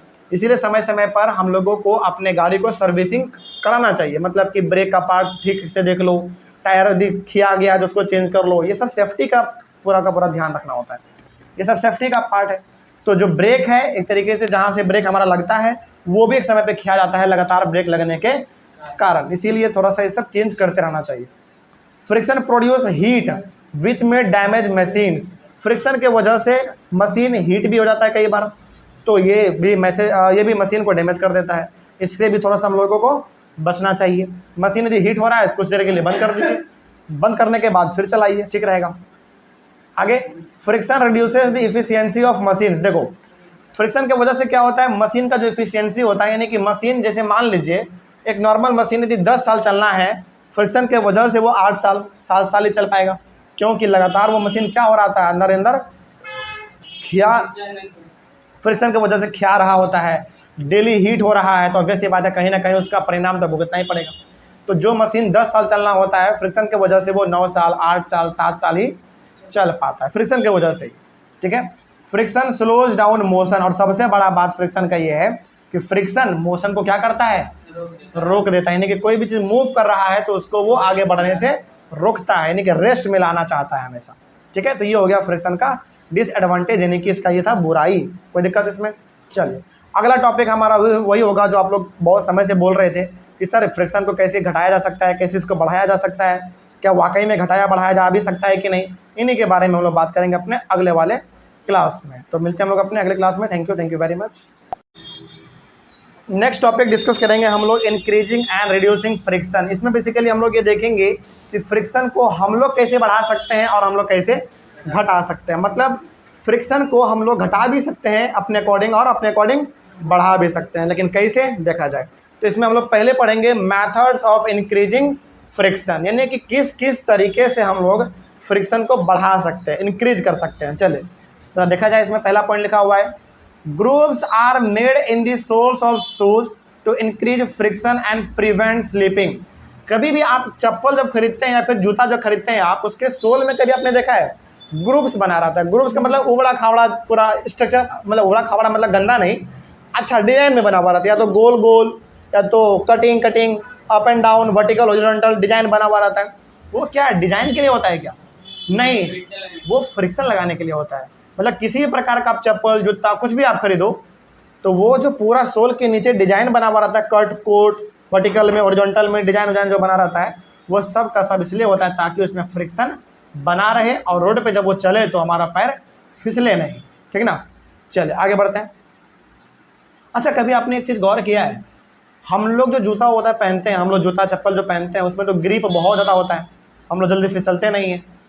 लेकिन जो महिला सैंडल पहनती है, जो महिला सैंडल पहनती है उसमें भी ग्रिप होता है, ध्यान रखिएगा। लेकिन चूंकि उसका आगे का हिस्सा और पीछे का हिस्सा ही जमीन में टच होता है, बीच का हिस्सा तो उठा हुआ रहता है। सैंडल आपने देखा ही होगा, इसीलिए महिलाएं गिरती भी बहुत ज़्यादा है यही कारण है, समझ रहे बात को मतलब हालांकि उन लोगों को प्रैक्टिस हो जाता है, जैसे हम लोग पहन के चलोगे ना सैंडल, 2 कदम भी नहीं चल पाओगे, आराम से गिर जाओगे। लेकिन हम लोग क्यों? क्योंकि हम लोग को प्रैक्टिस नहीं है। तो महिलाएं जब पहली बार सैंडल पहनती है ना, जब सीखती हैं, पहली बात तो उसमें फ्रिक्शन बहुत कम लग रहा होता है, क्योंकि उसका कुछ हिस्सा बस कुछ सेंटीमीटर आगे का हिस्सा जमीन में टच होता है और कुछ सेंटीमीटर पीछे का हिस्सा जमीन में टच होता है। जब इतना कम हिस्सा जमीन में टच है तो वैसी बात है, जमीन और सैंडल के बीच में फ्रिक्शन क्या लग रहा है, कम या ज़्यादा? कम लग रहा है। तो गिरने का एक कारण ये भी है, समझ रहे बात को। तो स्टाइल के चक्कर में कई बार वो लोग मुंह कान के सब छुड़वा लेती हैं। ठीक है ना, खैर आगे बढ़ते हैं। लेकिन हाँ, एक बात ज़रूर बोलेंगे हम कि उन लोगों को प्रैक्टिस हो जाने के बाद फिर वो आराम से वो लोग पहन लेती है। हम लोग नहीं पहन पाओगे, बिल्कुल नहीं, क्योंकि हम लोग को आदत नहीं है। लेकिन क्या हम लोग पहन ही नहीं सकते हैं? पहन सकते हैं, बस प्रैक्टिस का बात है, प्रैक्टिस करोगे हो जाएगा। लेकिन क्यों पहनोगे भाई चलो हम लोग का जूता चप्पल ही ठीक है। खैर आगे बढ़ते हैं। तो पहला जो मेथड है फ्रिक्शन को बढ़ाने का वो ये है कि जो जूता चप्पल हम लोग पहनते हैं उसके नीचे का जो ग्रिप होता है उसको क्या कर दो, बेसिकली बढ़ा दो। जितना ज़्यादा उसमें ग्रिप होगा उतना ज़्यादा फ्रिक्शन लगेगा, सिंपल सी बात है। आगे, threads are made in the tyres of vehicles to increase friction and prevent skidding of vehicles on wet roads. आपने चक्के में भी गौर किया होगा, चाहे वो चक्का साइकिल का हो, बाइक का हो, ट्रक का हो, ट्रैक्टर का हो, स्कॉर्पियो, कोई भी गाड़ी हो, टायर के नीचे वाले हिस्से में भी आपने गौर किया होगा कि बहुत सारे लाइन बने हुए होते हैं। ट्रैक्टर का तो बहुत ज़्यादा होता है। अच्छा, ट्रैक्टर का इतना ज़्यादा ग्रिप उसमें क्यों होता है? क्योंकि मिट्टी में चलता है, बिल्कुल सही बात है। हाँ, ट्रैक्टर का बिल्कुल सही एग्जाम्पल दिया आपने। ट्रैक्टर का जब आप टायर देखोगे ना, जो खास करके बीच वाला जो चक्का होता है, मेन तो वही काम करता है। वो पहला बात तो चक्का बहुत बड़ा होता है, दूसरा बात उसमें फ्रिक्शन देखोगे ना तो 4-4 उंगली तक उसमें फ्रिक्शन को लिए बनाया जाता है उसमें ग्रिप, इसलिए क्योंकि उसको मिट्टी बालू दलदल हर जगह चलना होता है, इसीलिए फ्रिक्शन का उसमें एरिया ज़्यादा दिया जाता है। ठीक ना। तो दूसरा कारण किस तरीके से आप कर सकते हो फ्रिक्शन को इंक्रीज, जो टायर होते हैं उसमें जो बेसिकली थ्रेड्स बने रहते हैं, थ्रेड्स का मतलब जो लाइन बने रहते हैं उसको बढ़ा दो। जितना ज़्यादा बढ़ाओगे उतना ज़्यादा फ्रिक्शन लगेगा आपका, और गीले रोड में जल्दी फ्रिक्शन लगे। गीले रोड में आप ब्रेक लगाओगे आराम से आपकी गाड़ी रुक जाएगा, फिसलेगा नहीं। ठीक है ना। लेकिन कब रुकेगा? जब उसमें ग्रिप ज़्यादा बना रहेगा। ठीक है ना। आगे, spikes are provided in the shoes of players and athletes to increase friction and prevent slipping. अच्छा, कभी आपने गौर किया है जो फुटबॉल का प्लेयर होता है या फिर जो क्रिकेट का प्लेयर होता है, हाँ गोल गोल उसके और उसके जूते में बेसिकली स्पाइक्स लगे रहते हैं, कांटा टाइप। बिल्कुल हाँ, और वो कांटा टाइप इसलिए बना रहता है ताकि उन लोगों को बहुत ज़्यादा मूव करना होता है, बहुत ज़्यादा दौड़ना पड़ता है, फिसल ना जाए, गिर ना जाए, इसीलिए। क्योंकि कई बार क्या होता है ना, जब आप मैदान में, यानी कि हमारे इंडियन टीम के जो प्लेयर हैं ये सब जब कई बार बाहर कंट्री में जाकर जब क्रिकेट खेलते हैं तो वहाँ का माहौल कुछ और होता है। वहाँ का ह्यूमिडिटी के वजह से, नमी के वजह से ग्राउंड का जो पूरा घास होता है वो पूरा फिसलदार हो जाता है, पूरा पानी मतलब पूरा स्नोफॉल गिरने की वजह से, स्नोफॉल पूरा नहीं गिरता है, बस कह सकते हो कि ह्यूमिडिटी की वजह से पूरा घास गीला हो जाता है, और गीले घास पर दौड़ना बड़ा तकलीफ देता है, फिसल जाता है आदमी। इसीलिए उन सभी के जूते में स्पाइक्स लगे रहते हैं, छोटे छोटे कांटे जैसे बने रहते हैं, ताकि वो लोग फिसले नहीं। ठीक है ना, वही बात है। आगे, gymnasts apply some coarse substance on their hands to increase friction for better grip. जो जिम करते हैं, आपने जो जिम करते हैं उनको भी आपने देखा होगा जो बेसिकली जिम करते हैं ना, जब वो कुछ डंबल उम्बल उठाते हैं तो आपने गौर किया होगा अपने हाथ में वो लोग पाउडर या फिर कुछ ऐसा सब्सटेंस अपने हाथ में जरूर लगाते हैं जिसके वजह से वो चीज़ फिसले नहीं। कभी आपने गौर किया इस चीज़ को? बिल्कुल देखा होगा आपने, मतलब कि जो लोग जिम जाते हैं, जो पुशअप पुलअप ये सब करते हैं अपने एक्सरसाइज, वो लोग अपने हाथ में कुछ पाउडर टाइप लगाते हैं, और वो पाउडर क्या करता है, फ्रिक्शन को बढ़ाने में मदद करता है। क्योंकि जिम के जितने भी डंबल उम्बल होते हैं जो लोग उठाते हैं, बड़ा चिकना होता है वो सब, तो फ्रिक्शन उसमें बना रहे इसलिए हाथ में वो लोग कुछ कुछ पाउडर वाउडर भी लगाते हैं। मान लो कि किसी को पाउडर लगाने से नफरत है तो पक्का आपने गौर किया होगा कि वो लोग एक ग्लव्स पहन लेते हैं, पूरा फुल ग्लव नहीं, हाफ ग्लव वो लोग, हाँ हाफ ग्लव पहन लेते हैं, चारों उंगली बाहर रहता है, पांचों उंगली एक, लेकिन छोटा सा ग्लव वो लोग पहन लेते हैं। इसी की वजह से, और कोई बड़ा बात नहीं है, ठीक ना। आगे, machine belt are made of special materials to increase friction and drive machine wheels properly. जैसे इसका ना सबसे अच्छा एग्जाम्पल हम आपको देते हैं आटा चक्की का। आटा चक्की में आपने देखा होगा एक बहुत बड़ा फीता लगा रहता है, बेल्ट, जो कि मशीन को, मतलब जो मशीन का जो अंदर का पार्ट है उसको वो क्या करता है, चलाता है। तो वो जो बेसिकली बेल्ट है, वो बेल्ट भी क्या पूरा चिकना होता है? नहीं, वो बेल्ट पूरा चिकना नहीं होता है। किसी भी गाड़ी में या फिर किसी भी जगह पर जो मशीन चल रहा है और यदि उसमें बेल्ट लगा हुआ है मशीन को चलाने के लिए, तो आप गौर करना कि वो बेल्ट पूरा का पूरा स्मूथ कभी नहीं हो सकता, वो पूरा रुखड़ा होता है, पूरा रफ होता है, ताकि हमारा वो आराम से ग्रिप बना रहे और वो आराम से मशीन को मूव कर सके। जनरेटर में भी बिल्कुल सही, जनरेटर में भी, जनरेटर का तो थोड़ा सा और मोटाई होता है। जब उसको स्टार्ट करते हैं हम लोग, तो आपका भी गौर करना होगा, उसका जो पूरा फीता होता है, जो बेल्ट होता है, वो भी बहुत रफ होता है, ताकि आराम से मशीन हमारा क्या कर सके, मूव कर सके। लेकिन यदि पूरा चिकना रहेगा ना, पूरा फिसल जाएगा, मशीन आपका कभी चालू ही नहीं हो पाएगा, बिल्कुल नहीं चालू पाएगा। ठीक है, आगे बढ़ते हैं। तो ये हो गया कि किस तरीके से हम लोग फ्रिक्शन को बढ़ा सकते हैं। अब सवाल है कि किस तरीके से हम लोग फ्रिक्शन को घटा सकते हैं। क्या हम लोग फ्रिक्शन को वाकई में घटा सकते हैं क्या? बिल्कुल घटा सकते हैं, कम कर सकते हैं। कैसे देखा जाए? Friction can be reduced by making this surfaces smooth by polishing. मतलब यदि आपको फ्रिक्शन घटाना है तो आप सरफेस पे क्या कर दो, पॉलिश कर दो, सरफेस को पॉलिश कर दो। जैसे मान लीजिए कि आपका, हाँ जैसे एग्जांपल के तौर पे आप इसको ऐसे समझिए कि मान लीजिए पॉलिश करना है ना, तो आप इसको ऐसे समझिए, सपोज करो कि एक एग्जांपल सबसे अच्छा, चलिए आप अपने घर का एग्जांपल लीजिए। आपका नया नया घर बना है, ठीक है ना, और नया घर बना हुआ है, आपने अभी टाइल्स वाइल्स कुछ नहीं लगाया आपने, उस पर जब आप चलोगे आपका पैर बिल्कुल नहीं फिसलेगा, कितना भी पानी वानी गिरा दो उस पर आपका पैर फिसलता नहीं है। लेकिन अब क्या करो, आप उस नए घर में आप टाइल्स लगाओ, बड़ा चिकना टाइल्स लगाओ, हाँ, और उसके ऊपर पानी गिरा दो, उसके ऊपर, उसके बाद चलो आप देखना पक्का गिर जाओगे, है ना। लेकिन यहाँ पे आपने क्या ज़मीन को पॉलिश किया? नहीं, आपने चिकना टाइल्स लगा दिया। तो जिस तरीके से हम लोग चिकना टाइल्स लगाने की वजह से फिसल गए, उसी के वजह से हम लोग, उसी तरीके से जब हम लोग किसी भी रफ सरफेस को पूरी तरीके से पॉलिश कर देते हैं, पेंट वेंट कर देते हैं, तो उसमें फ्रिक्शन हमारा क्या हो जाता है, बहुत कम हो जाता है, और धड़ाम से हम लोग गिर जाते हैं। ठीक है ना। आगे, friction can be reduced by applying lubricants. Lubricant का मतलब ग्रीस या फिर oil to the rubbing surface, यानी कि फ्रिक्शन एक और वजह से कम किया जा सकता है। उस जगह पे आप क्या कर दो, लुब्रिकेंट लगा दो, या तो ग्रीस या तो ऑयल लगा दो, फ्रिक्शन हमारा क्या होगा, घट जाएगा। अच्छा, कभी आपने गौर किया होगा, और आपने ये चीज़ तो किया ही होगा, आप लोग साइकिल चलाते ही हैं, जब हम लोगों का साइकिल का जो पूरा बियरिंग होता है, जो गोल गोल गुल्ली जैसा होता है, वो राउंड राउंड बियरिंग जो होता है, जब वो फंसने लगता है ना, तो हम लोग उसमें जाके तेल डलवाते हैं, नहीं तो फिर लुब्रिकेंट यानी कि ग्रीस डलवाते हैं। क्यों? ताकि वो आराम से स्मूथ तरीके से चल सके। समझ रहे बात को?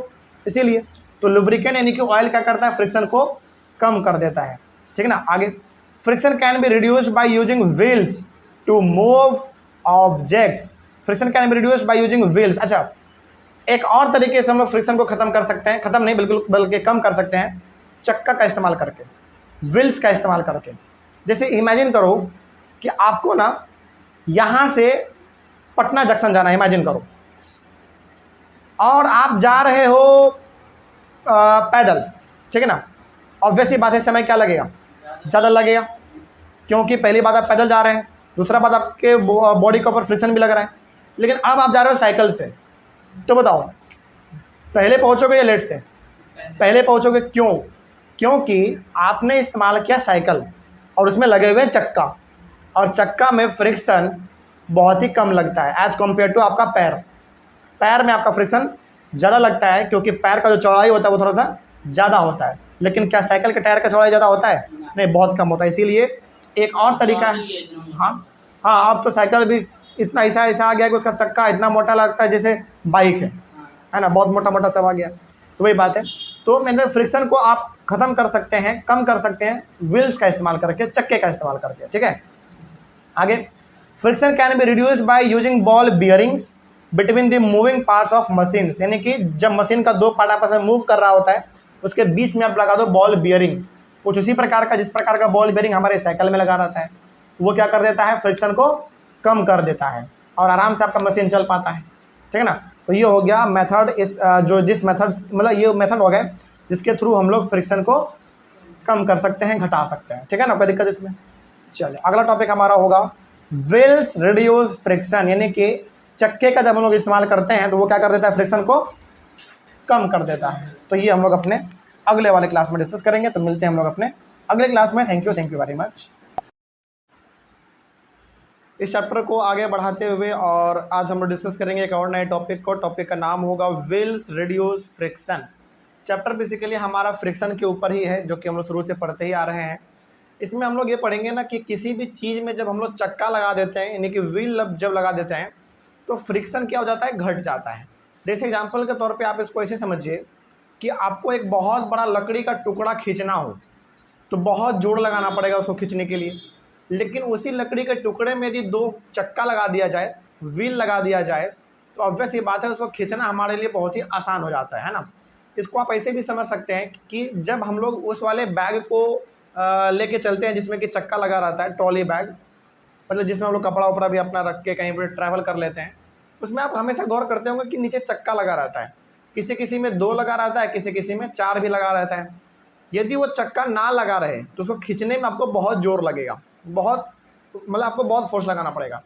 लेकिन यदि उसमें चक्का लगा दिया जाता है तो आप उसमें 20 किलो, 25 किलो, 30 किलो, 40 किलो कितना भी वजन भर लो तो उसको खींचना हमारे लिए कितना आसान हो जाता है ना। तो वही हम यहाँ पे पढ़ेंगे कि आखिर चक्का लगाने के वजह से, यानी कि व्हील्स का इस्तेमाल करने से फ्रिक्शन ख़त्म तो नहीं होता लेकिन कम हो जाता है, ठीक ना। देखिए, और इसमें बेसिकली आपको रोलिंग फ्रिक्शन के बारे में ही पढ़ना पड़ेगा, क्योंकि चक्का एक तरीके से किस फ्रिक्शन का काम करता है? और रोलिंग फ्रिक्शन का ही काम करता है।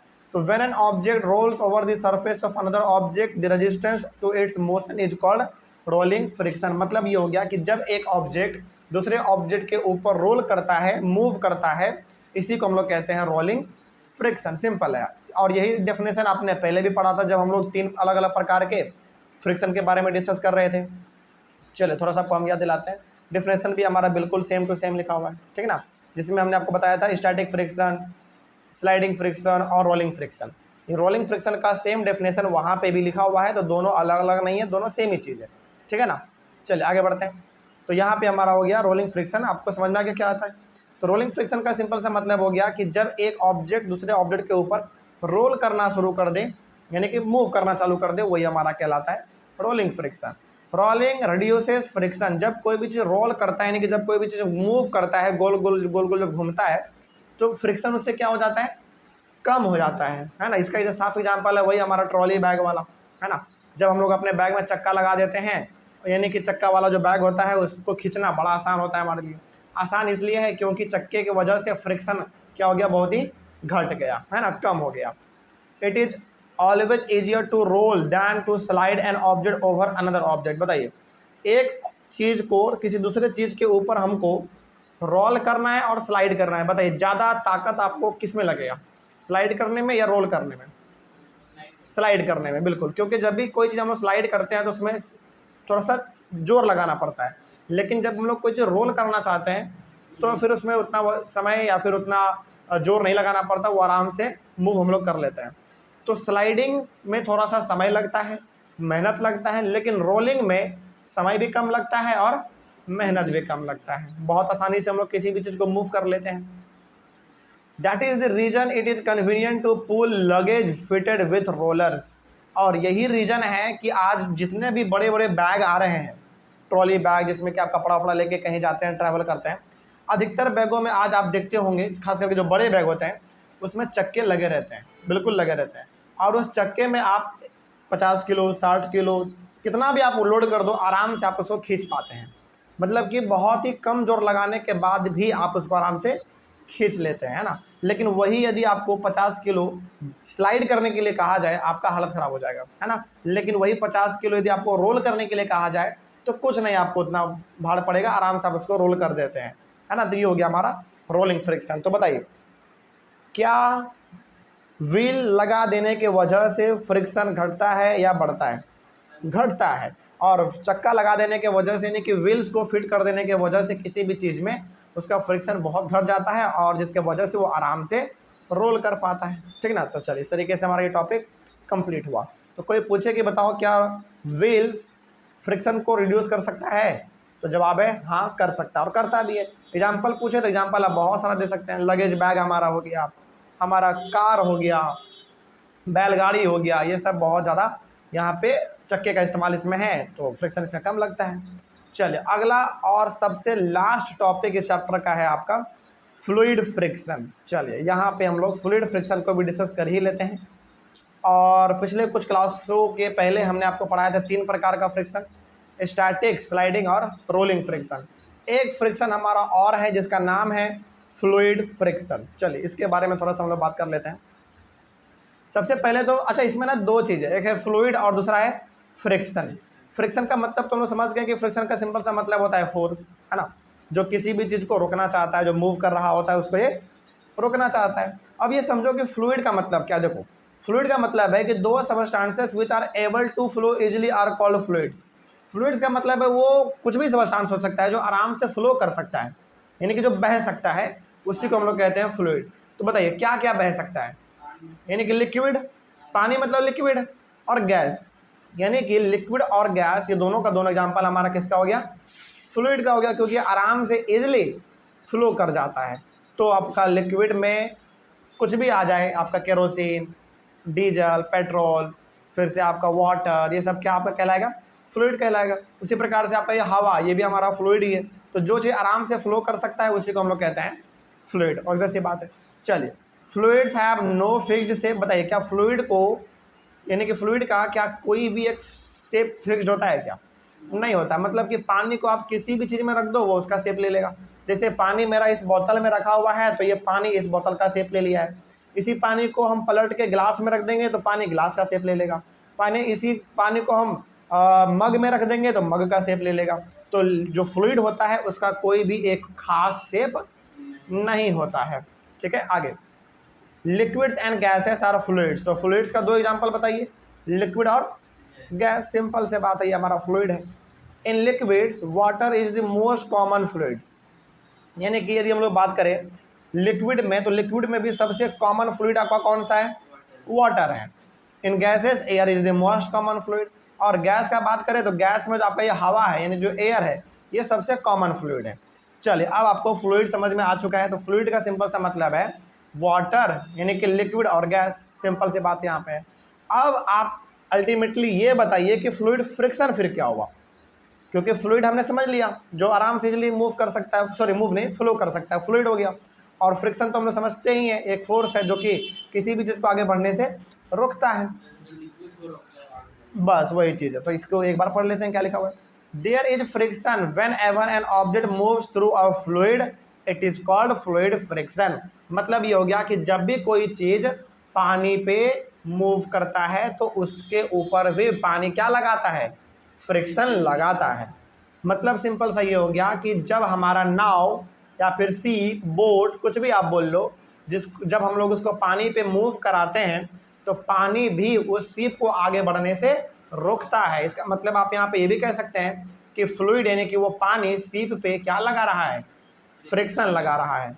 तो यदि फ्लूइड फ्रिक्शन लगा रहा है किसी ऑब्जेक्ट के ऊपर तो यही हमारा कहला जाएगा फ्लूइड फ्रिक्शन। सिंपल सी बात है, ठीक है ना। आगे, air exerts frictional force on cars, buses, aeroplanes, rockets, birds etcetera which move through it. अच्छा, यहाँ पे एग्जाम्पल तो हमने आपको दिया कि जब हम लोग बोट, सीप या फिर किसी प्रकार के नाव, ये सबको हम लोग पानी पे चलाते हैं तो पानी उसको रोकना चाहता है, रोकता भी है फ्लूइड फ्रिक्शन लगा के, है ना। लेकिन क्या हवा भी फ्रिक्शन लगाता है क्या? क्या हवा भी आपको आगे बढ़ने से रोकता है क्या? बताइए क्या सही बात है ये? बिल्कुल सही बात है। जैसे जब आंधी तूफान बहुत ज़्यादा आता है और आप उस आंधी तूफान में साइकिल को चलाते हैं उल्टा दिशा में जब आप चलाते हैं तो क्या आपको हवा आगे बढ़ने देता है इजली? नहीं बढ़ने देता। इसका मतलब है कि हवा आपके बॉडी पे फ्रिक्शनल फोर्स लगा रहा होता है, जिसके वजह से आप आगे बढ़ ही नहीं पाते हैं। तो यहाँ पे आप ये साफ साफ आप समझ चुके हैं कि चाहे वो हवा हो चाहे वो पानी हो, दोनों का दोनों, पहला बात तो फ्लूइड है और दोनों का दोनों किसी दूसरे ऑब्जेक्ट पे फ्रिक्शन लगाता है। ठीक ना, चलिए आगे बढ़ते हैं। Similarly liquid exerts frictional force on boats, speed boats, ship, submarines, fish etcetera which move through it. तो जैसे हवा में कोई चीज़ मूव करता है तो हवा उसके ऊपर फ्रिक्शनल फोर्स लगाता है, उसी प्रकार से पानी के ऊपर यानी कि लिक्विड के ऊपर कोई चीज़ मूव करेगा तो लिक्विड भी उसके ऊपर फ्रिक्शनल फोर्स लगाता है। जैसे हवा का बात करें तो चाहे आप कार लो, बस लो, एरोप्लेन, रॉकेट, बर्ड, ये सब जब हवा में उड़ता है तो हवा इसके ऊपर फ्रिक्शन फोर्स लगा के इसको रोकना चाहता है। हालांकि कंप्लीटली रोक तो नहीं पाता है लेकिन फ्रिक्शनल फोर्स लगाता जरूर है। उसी प्रकार से लिक्विड के ऊपर यदि आपका boat, speed boat, ship, submarine, fish, यदि ये सब चलता है तो लिक्विड यानी कि पानी भी इन सब के ऊपर फ्रिक्शनल फोर्स लगा के इन सबको रोकना चाहता है। तो यहाँ पे सिंपल ये कॉन्सेप्ट हम लोगों को साफ समझ में आ गया कि चाहे वो लिक्विड हो या फिर चाहे वो गैस हो, दोनों का दोनों हमारा फ्लूइड है और दोनों फ्रिक्शनल फोर्स लगाता ही है। ठीक ना, आगे बढ़ते हैं। अब यहाँ पे एक छोटा सा इंपॉर्टेंट टर्म है जो कि आपको समझ लेना चाहिए, बहुत इंपॉर्टेंट है, कई बार इसको पूछ लिया जाता है। ड्रैग।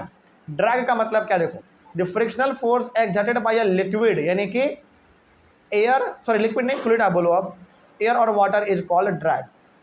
मतलब ये हो गया सिंपल सा कि फ्लूइड फ्रिक्शन का दूसरा भी नाम हमारे पास है। क्या नाम है उसका? ड्रैग। सिंपल। फ्लूइड फ्रिक्शन का मतलब क्या हुआ? जो फ्रिक्शन कौन लगाए? लिक्विड और गैस लगाए। सिंपल सी बात, उसको हम लोग क्या कह देते हैं? Fluid friction. फ्लूइड फ्रिक्शन का दूसरा भी नाम हमारे पास है जिसका नाम है ड्रैग। इसका भी मतलब सेम ही है। The frictional force exerted by a fluid यानी कि air water is called drag. तो ड्रैग कुछ अलग नहीं है, ये बेसिकली फ्रिक्शनल फ्लूइड का फ्लूइड फ्रिक्शन का ये दूसरा नाम है, बस, इसके अलावा इसमें कुछ नहीं है। चलिए, दोनों को बच्चे अलग अलग समझ लेते हैं, दोनों अलग नहीं है, दोनों सेम चीज़ है। ठीक है, आगे बढ़ते हैं। The frictional force exerted by a fluid on an object moving through it depends on two factors. अब देखिए, जब भी फ्लूइड किसी ऑब्जेक्ट के ऊपर फ्रिक्शनल फोर्स लगाएगा तो वो दो बातों पर डिपेंड करेगा। मतलब कि हवा और लिक्विड किसी भी चीज़ के ऊपर यदि फ्रिक्शनल फोर्स लगा रहा है और उसको रोकने की कोशिश कर रहा है तो ये दो बातों पर डिपेंड करेगा। पहला होगा हमारा स्पीड ऑफ द ऑब्जेक्ट और दूसरा हमारा होगा शेप ऑफ द ऑब्जेक्ट। अब इन दोनों के बारे में थोड़ा सा हम लोग समझेंगे। जैसे एग्जाम्पल के तौर पे आप इसको ऐसे समझिए, बहुत अच्छे से इसका जवाब दीजिएगा, ठीक ना। कोई ऐसा ऑब्जेक्ट है जो कि बहुत ही हवा में तेजी से भाग रहा है, हवा में बहुत ही तेजी से भाग रहा है, तो क्या हवा अपना फ्रिक्शनल फोर्स लगा के उसको रोक पाएगा? नहीं रोक पाएगा, कभी नहीं रोक पाएगा। यानी कि यहाँ पे स्पीड क्या है उस ऑब्जेक्ट का?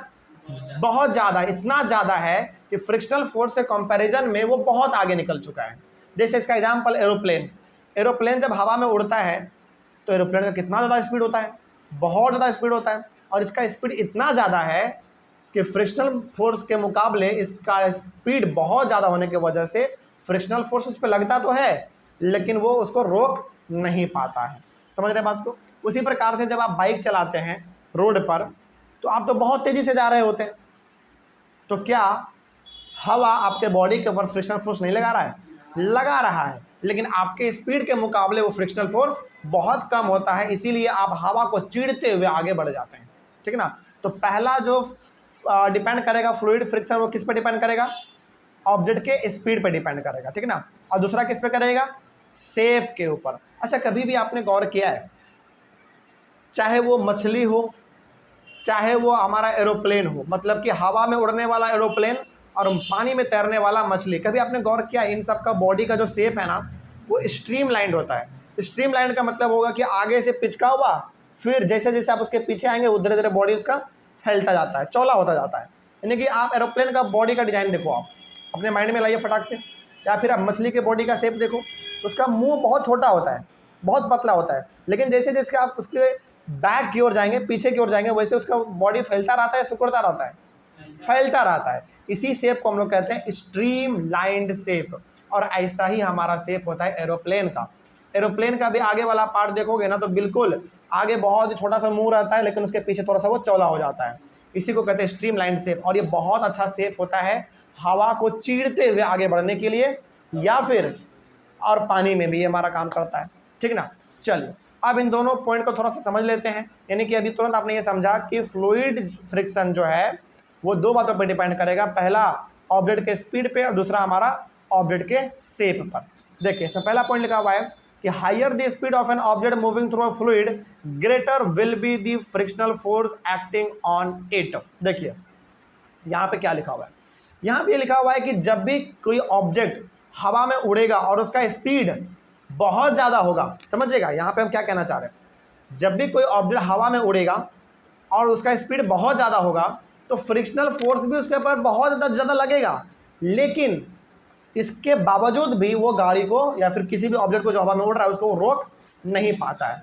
इसका साफ मतलब है कि फ्रिक्शनल फोर्स उस पर ज़्यादा तो लग ही रहा है, लेकिन इतना भी ज़्यादा नहीं है कि उसके मोशन को वो रोक सके। समझ रहे बात को। जैसे एरोप्लेन जब आसमान में उड़ता है ना, तो आप यकीन मानो बहुत ज़्यादा उसके ऊपर फ्रिक्शनल फोर्स लग रहा होता है, बहुत ज़्यादा फ्रिक्शनल फोर्स लग रहा होता है, लेकिन वो फ्रिक्शनल फोर्स इतना ज़्यादा नहीं है कि उसके स्पीड को वो रोक सके।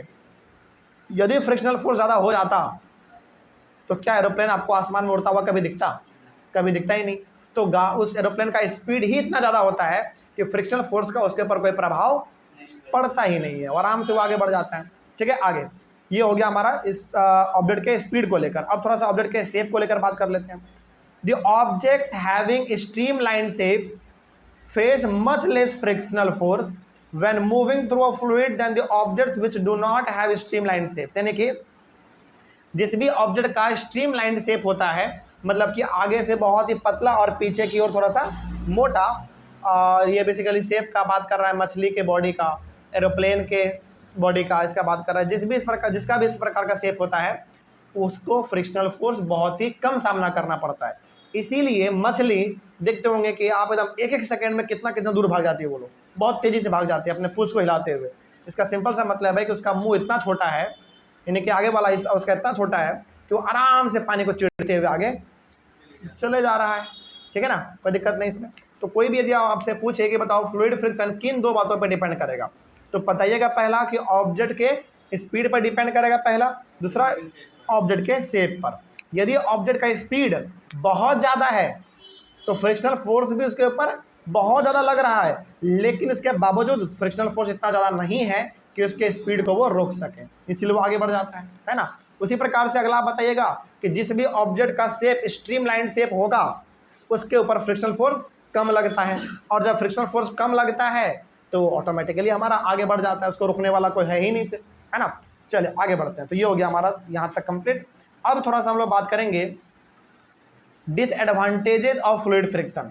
क्या फ्लूइड फ्रिक्शन का कुछ बुराई हो सकता है? डिसएडवांटेज बिल्कुल हो सकता है। और हमने आपको बार बार कहा है कि जिस चीज़ का अच्छाई है तो उसका बुराई भी है। तो थोड़ा सा इसके डिसएडवांटेज के बारे में बात कर लेते हैं। सबसे पहला इसका डिसएडवांटेज ये है कि fluid friction reduces the speed of objects moving through the fluids, it makes speeding up harder. देखो पहला तो फ्लूइड फ्रिक्शन का बुराई ये है कि जब भी हम लोग कोई भी चीज़ लेकर चलते हैं रोड पर और हवा बहुत तेज़ चल रहा हो, या फिर पानी के ऊपर जब हम लोग चल रहे होते हैं सीप से, तो ये फ्लूइड फ्रिक्शन का काम क्या होता है, हमारे स्पीड को कम कर देता है। हालांकि हम लोग आगे बढ़ते ही रहते हैं, लेकिन ये हमारे स्पीड को कर क्या देता है, बहुत कम कर देता है। मतलब देखो आप सिंपली ऐसे समझो कि एरोप्लेन से जब हम लोग चलते हैं, आसमान में उड़ते हैं, तो फ्रिक्शनल फोर्स उस पर लग ही रहा है, लेकिन वो फ्रिक्शनल फोर्स इतना ज़्यादा नहीं है कि वो हमारे स्पीड को रोक सके।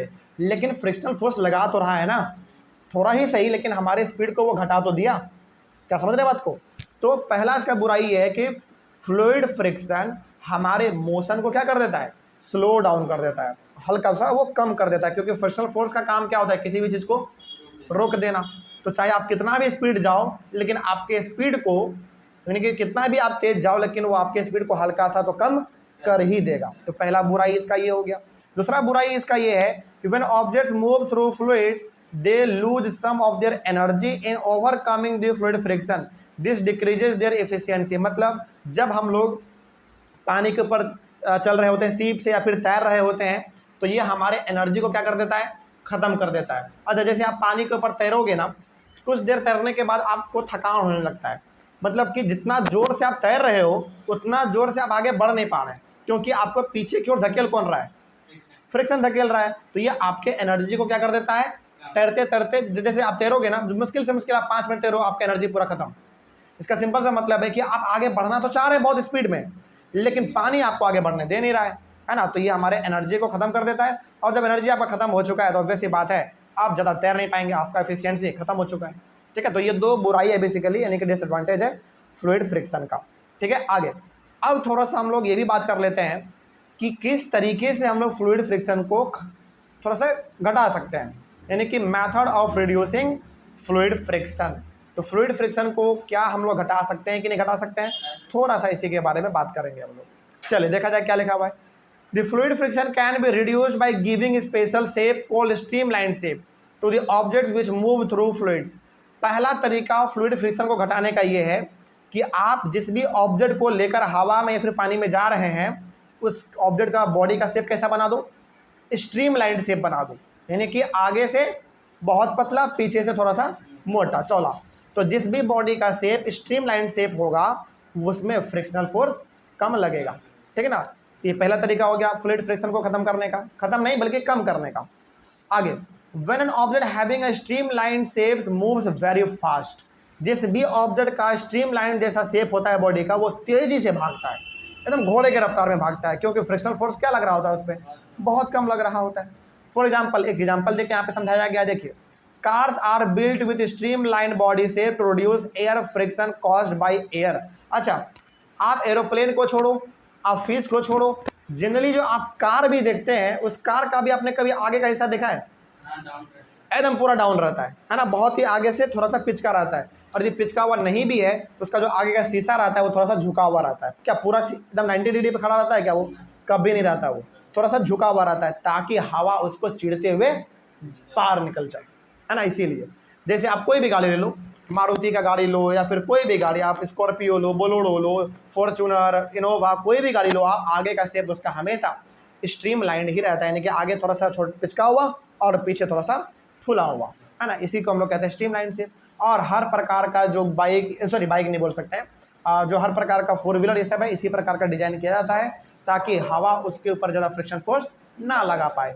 ठीक है, आगे, an aeroplane has a streamline body shape to reduce air friction that it encounters when flying at high speed through the sky.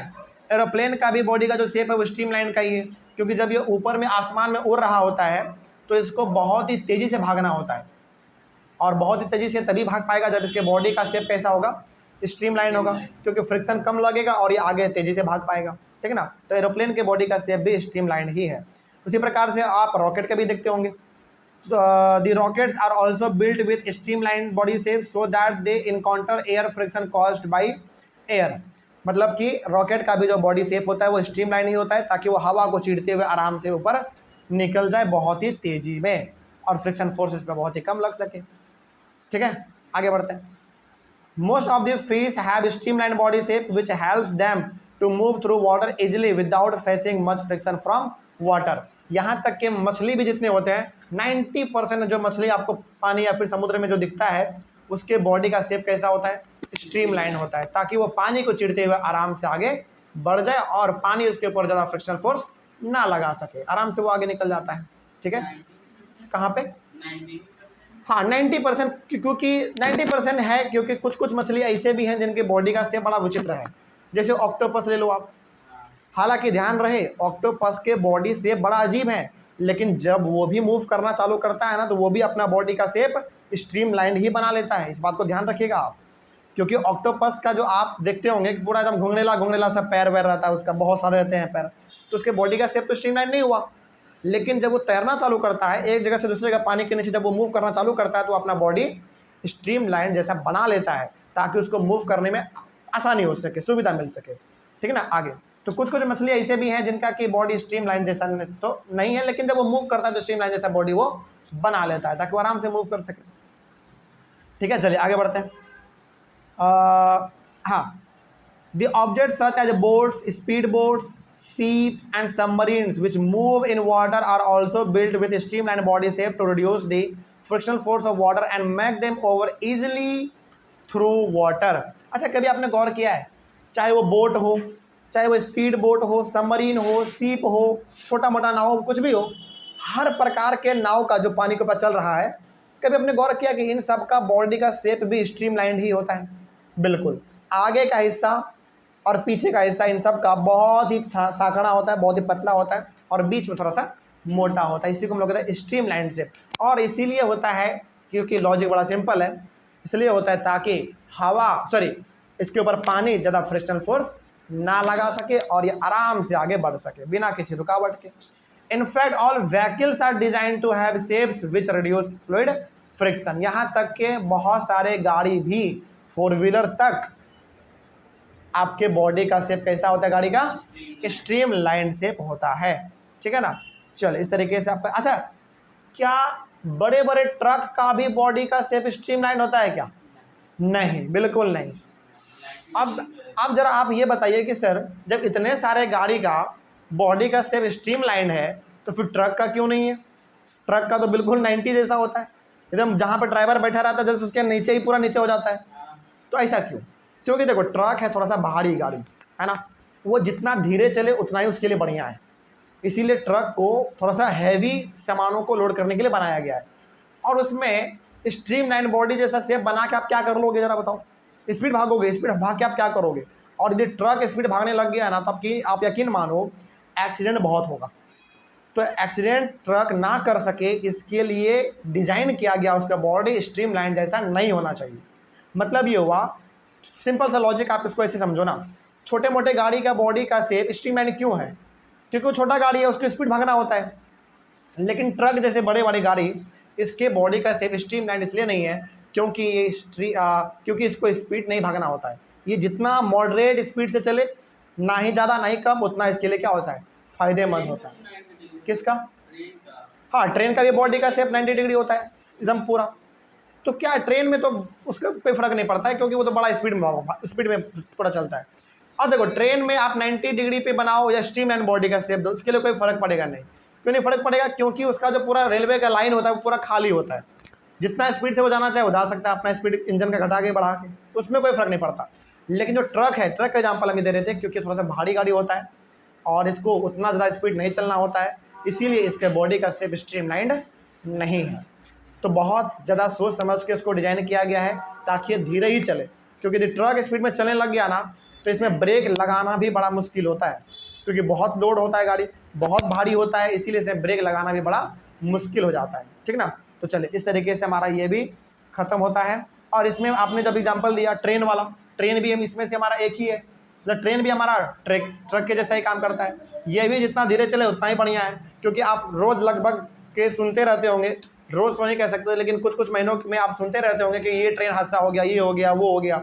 तो ट्रेन भी अपना मॉडरेट स्पीड से चले, इसलिए उसका बॉडी का शेप स्ट्रीमलाइंड नहीं है, उसके बॉडी का शेप 90 डिग्री पे है। अच्छा, लेकिन हाँ, अब जो ट्रेन आ रहे हैं उसका शेप स्ट्रीमलाइंड है। एग्जाम्पल आपको बताते हैं, ये वाला जो अभी नया लॉन्च हुआ है ना, वंदे भारत। हाँ, वंदे भारत का बॉडी का शेप देखो, एकदम स्ट्रीमलाइंड है। और स्ट्रीमलाइंड क्यों बनाया गया बताओ? क्योंकि वंदे भारत जो ट्रेन है ना, बड़ा स्पीड वाला ट्रेन है, उसका स्पीड हमेशा एक एवरेज ट्रेन से ज़्यादा ही रहता है।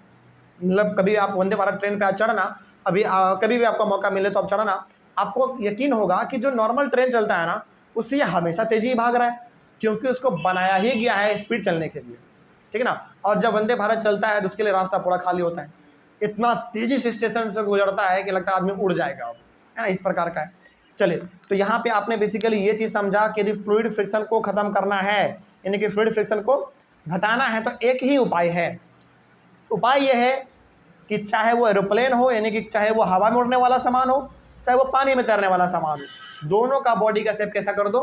स्ट्रीमलाइन कर दो। फ्लूइड फ्रिक्शन ऑटोमेटिकली हमारा घट जाएगा, कम हो जाएगा। चलिए, इस तरीके से हमारा ये टॉपिक और टॉपिक के साथ पूरा का पूरा ये हमारा चैप्टर ही खत्म होता है। कोई डाउट इसमें आप लोगों को? चलिए, कोई डाउट नहीं है, बहुत अच्छी बात है। ऑनलाइन वाले बच्चे, आप लोगों को कहीं पर कोई डाउट रहे तो कमेंट कीजिए। यहीं पे हमारा चैप्टर पूरी तरीके से खत्म होता है। और हम लोग मिलेंगे अपने अगले क्लास में एक नए चैप्टर के साथ और एक नई शुरुआत के साथ। तब तक के लिए thank you very much and have a nice day.